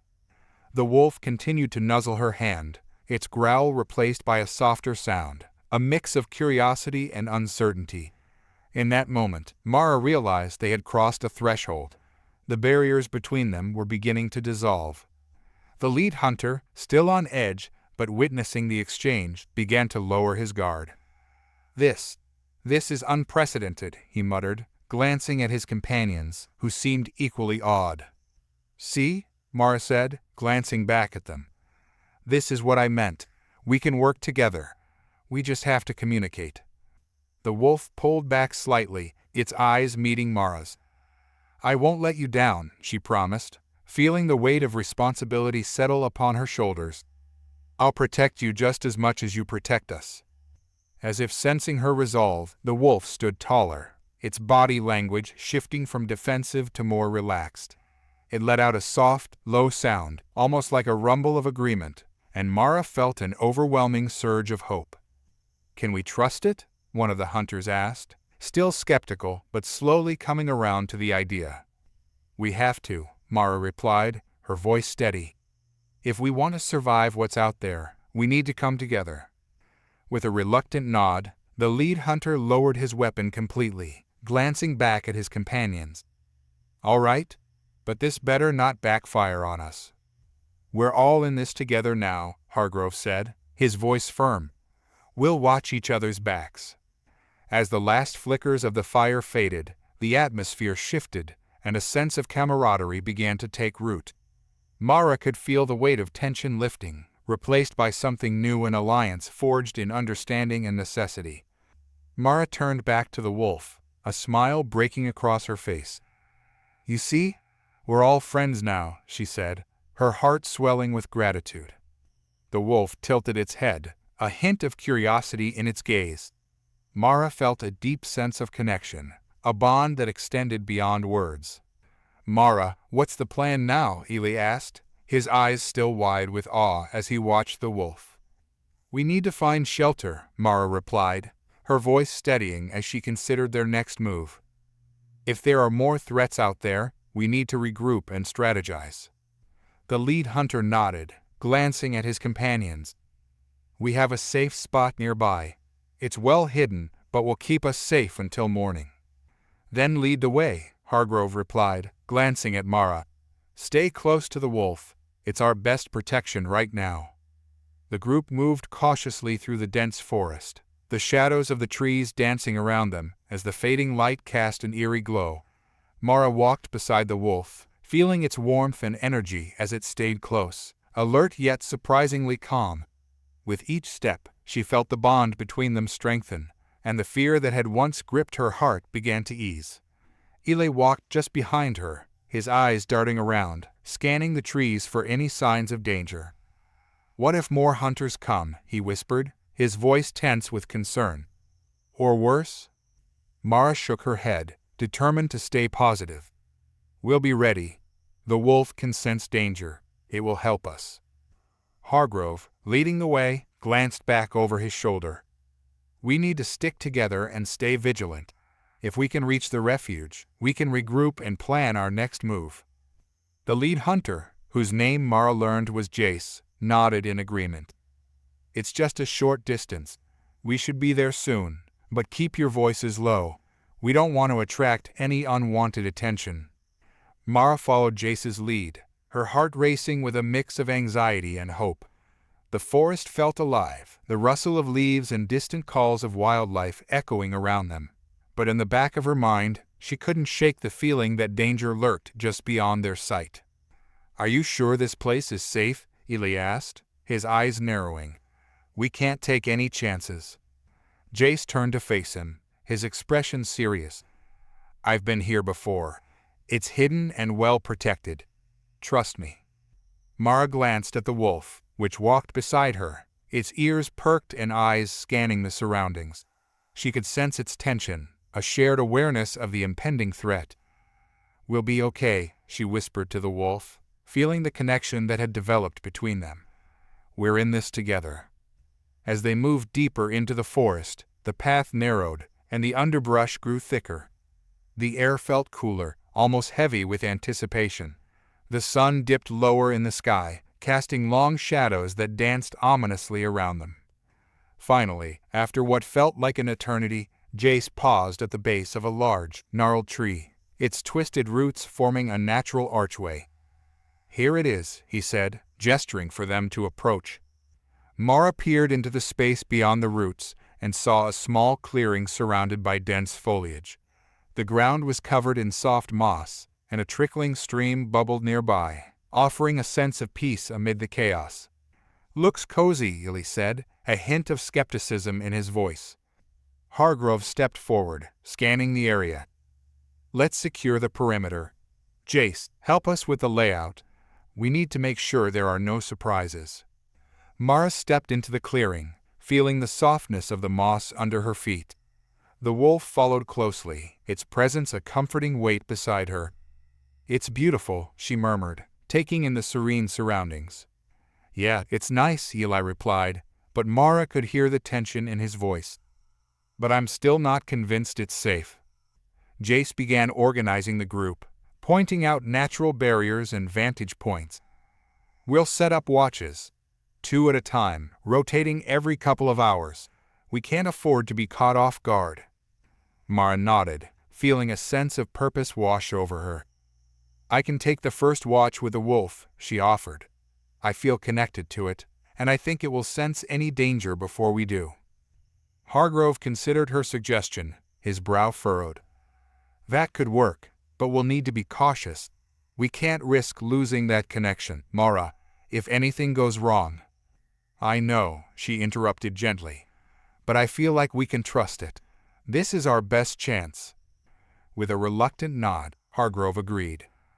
Fine, but keep your weapons ready. If anything approaches, you need to alert the others immediately. Mara smiled, grateful for his trust. I will. As night began to settle over the forest, the group took turns setting up makeshift beds using fallen branches and leaves. The atmosphere shifted from tension to a fragile sense of safety as they settled into their new surroundings. Jace, who had taken charge, moved efficiently, instructing the others on how to arrange their sleeping spots. We'll take turns keeping watch. Eli, you're with me. Hargrove, you take the next shift with Mara and the wolf. Mara watched as they prepared their camp, a mix of unease and excitement buzzing within her. She had hoped to forge a connection with the wolf, but the reality of their situation weighed heavily on her mind. As darkness enveloped the forest, Mara sat on a mossy rock by the stream, the wolf lying beside her. The soft sound of water lapping against the stones was soothing, and she took a deep breath, allowing the cool night air to fill her lungs. I wish we could have met under better circumstances, she whispered to the wolf, running her fingers through its thick fur. You deserve so much more than this chaos. The wolf lifted its head, its eyes shimmering in the moonlight, and for a moment Mara felt a deep understanding pass between them. It was as if the creature recognized her empathy, its own feelings mirrored in her gaze. Let's keep each other safe, she said softly, feeling the weight of her promise. Minutes turned to hours as the night deepened. The forest was alive with sounds, the chirping of crickets, the rustle of leaves, and the distant calls of nocturnal animals. Mara felt a mix of comfort and vigilance, her senses heightened as she remained alert. The wolf raised its head, ears pricked, as if sensing something in the air. What is it? Mara whispered, her heart racing. It stood up, muscles tensed, and she followed suit, her instincts kicking in. The quiet of the forest felt heavy, a sense of foreboding settling over her like a dark cloud. Suddenly, A rustling sound broke the stillness, and the wolf growled low in its throat, eyes locked on the tree line. Hargrove, Jace, get ready, Mara shouted, adrenaline coursing through her veins. Eli and Jace appeared from the shadows, weapons at the ready, their faces taut with concern. What's happening? Eli asked, scanning the darkness. There's something out there, Mara replied, her gaze fixed on the trees. I can feel it. The wolf stepped forward, its growl growing more pronounced as it approached the edge of the clearing. The tension in the air crackled as the group prepared for whatever was lurking in the darkness. Stay close, Hargrove commanded, positioning himself in front of Mara and the wolf. We'll stand our ground. Mara felt a surge of determination. We can't fight if we don't know what it is, she urged, wanting to maintain the fragile peace they had built with the wolf. Then what do we do? Jace asked, his voice steady but laced with uncertainty. Mara took a deep breath, trying to remain calm. Let's not escalate this. Maybe if we show we're not a threat, whatever it is we'll back down. The rustling grew louder, and then, to their shock, a figure emerged from the shadows, an unfamiliar shape, slender and quick. The wolf immediately shifted, its stance defensive, yet it didn't charge. Who goes there? Jace called out, his voice ringing through the clearing. Wait, Mara shouted, her heart pounding. We need to see who it is. The figure stepped closer, and Mara's breath caught in her throat as she recognized the silhouette. Mara, a voice called out, filled with surprise. Alina? Mara exclaimed, rushing forward. The figure stepped into the moonlight, revealing a familiar face, wild and dirt-streaked, but undeniably her friend. Mara, I can't believe I found you, Alina exclaimed, her eyes wide with shock and relief. What are you doing here? Mara asked, her heart racing. How did you find us? I've been searching for you. After everything that happened, I followed the trail you left. I knew you'd come this way, Alina explained, her breathless excitement palpable. The wolf remained alert, its gaze shifting between Alina and the group, but Mara sensed its curiosity more than its tension now. Alina, this is, Mara started, but Alina cut her off. I know about the wolf, she said, her eyes gleaming with understanding. I felt it in the air, the energy surrounding you. Eli stepped forward cautiously. You need to be careful. The wolf has been scared. We've just started to build trust. Alina nodded, a flicker of recognition passing through her eyes as she approached the wolf slowly. I can sense its fear, but it's not a threat, is it? Mara shook her head, feeling the bond she had developed with the creature. No, it's not. It's just trying to survive, like all of us. Alina smiled, her expression softening as she reached out a hand toward the wolf. Let me show you. Mara held her breath as Alina approached. The wolf studied her, a mixture of curiosity and caution. Trust me, Alina murmured, her voice calm and soothing. She extended her hand, palm open, allowing the wolf to sniff her before making contact. As the first light of dawn began to filter through the trees, the forest awoke with a symphony of sounds, birds chirping, leaves rustling in the gentle breeze, and the distant trickle of the stream. Mara stood at the edge of the clearing, her heart swelling with a mix of hope and trepidation. They had survived the night, and in the growing light, she could sense the possibilities that lay ahead. Alina's presence had transformed the atmosphere. With her calm demeanor and instinctive understanding of the wolf, she had helped bridge the gap between the creature and the group. The wolf now stood beside Alina, its posture relaxed, as if sensing the bond that had formed among them. Can you believe this? Alina grinned at Mara, her eyes sparkling with excitement. We're actually making this work. Mara chuckled, the tension of the past few days lifting slightly. I can hardly believe it myself, but we still have a long way to go. Jace joined them, running a hand through his tousled hair. We need to figure out our next steps. There's still a lot out there we don't understand, and we can't stay hidden forever. Mara nodded, looking at the wolf, and then back at her friends. We've made a connection with the wolf. It can help us find resources and navigate the forest. but we need to communicate our intentions clearly. Hargrove stepped forward, a serious expression on his face. We need to scout the area. If we can locate any signs of danger or other survivors, we might stand a better chance of forming a community. Mara felt a surge of hope. A community, that could change everything, she mused.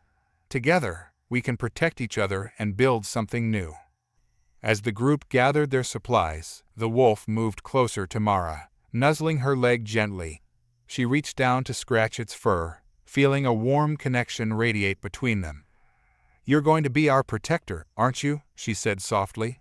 "Together, we'll find a way forward." With renewed determination, the group set out, the wolf leading the way through the familiar trails of the forest. Mara felt a sense of purpose growing within her, each step forward fueled by hope and camaraderie. They moved carefully, eyes peeled for any signs of danger. The forest seemed alive, the scent of pine and earth filling the air, invigorating their spirits. Each rustle in the bushes drew their attention, but with the wolf at their side, they felt a strange confidence. "Look!" Eli pointed toward a clearing in the distance. "What's that?" As they approached, Mara's heart raced. The sight before them was both surprising and beautiful, remnants of an abandoned cabin, vines creeping up its sides and the roof partially caved in. It looked as if it had once been a safe haven, now reclaimed by nature. "This could be perfect," Jace said, stepping closer to inspect the structure. "If we can clear it out, it could serve as a base." Mara nodded, envisioning the possibilities. "We can fortify it, create a community space. If there are others out there, we can invite them to join us." Hargrove and Ellie began to explore the perimeter, looking for weaknesses in the structure, while Alina and Mara inspected the cabin itself. Inside, sunlight filtered through the gaps in the walls, light dust motes dancing in the air. "Let's clear out the debris," Alina suggested, her voice steady. "We can make this livable again." As they worked together, the atmosphere shifted from uncertainty to a shared vision. The wolf prowled around the clearing, its presence a constant reminder of their alliance with nature. Hours passed, and by midday, they had cleared much of the inside, revealing a large, open space that felt filled with potential. "We can set up sleeping areas here," Mara said, gesturing to one side of the room. "And maybe a communal area for cooking and gathering." Jace nodded, inspecting the cabin structure. "We'll need to reinforce the walls and roof.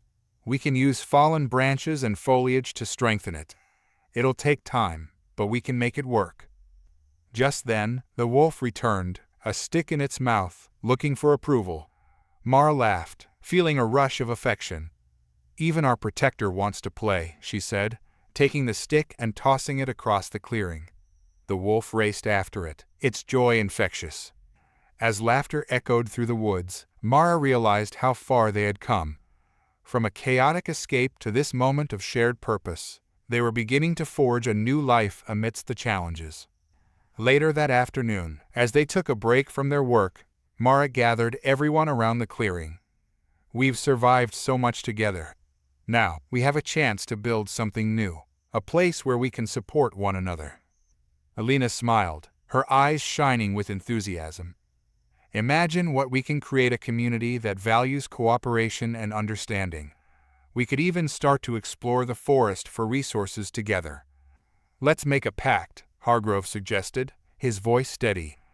"We stand by each other, protect one another, and always communicate openly. We're in this together." They all nodded in agreement, a sense of unity solidifying among them.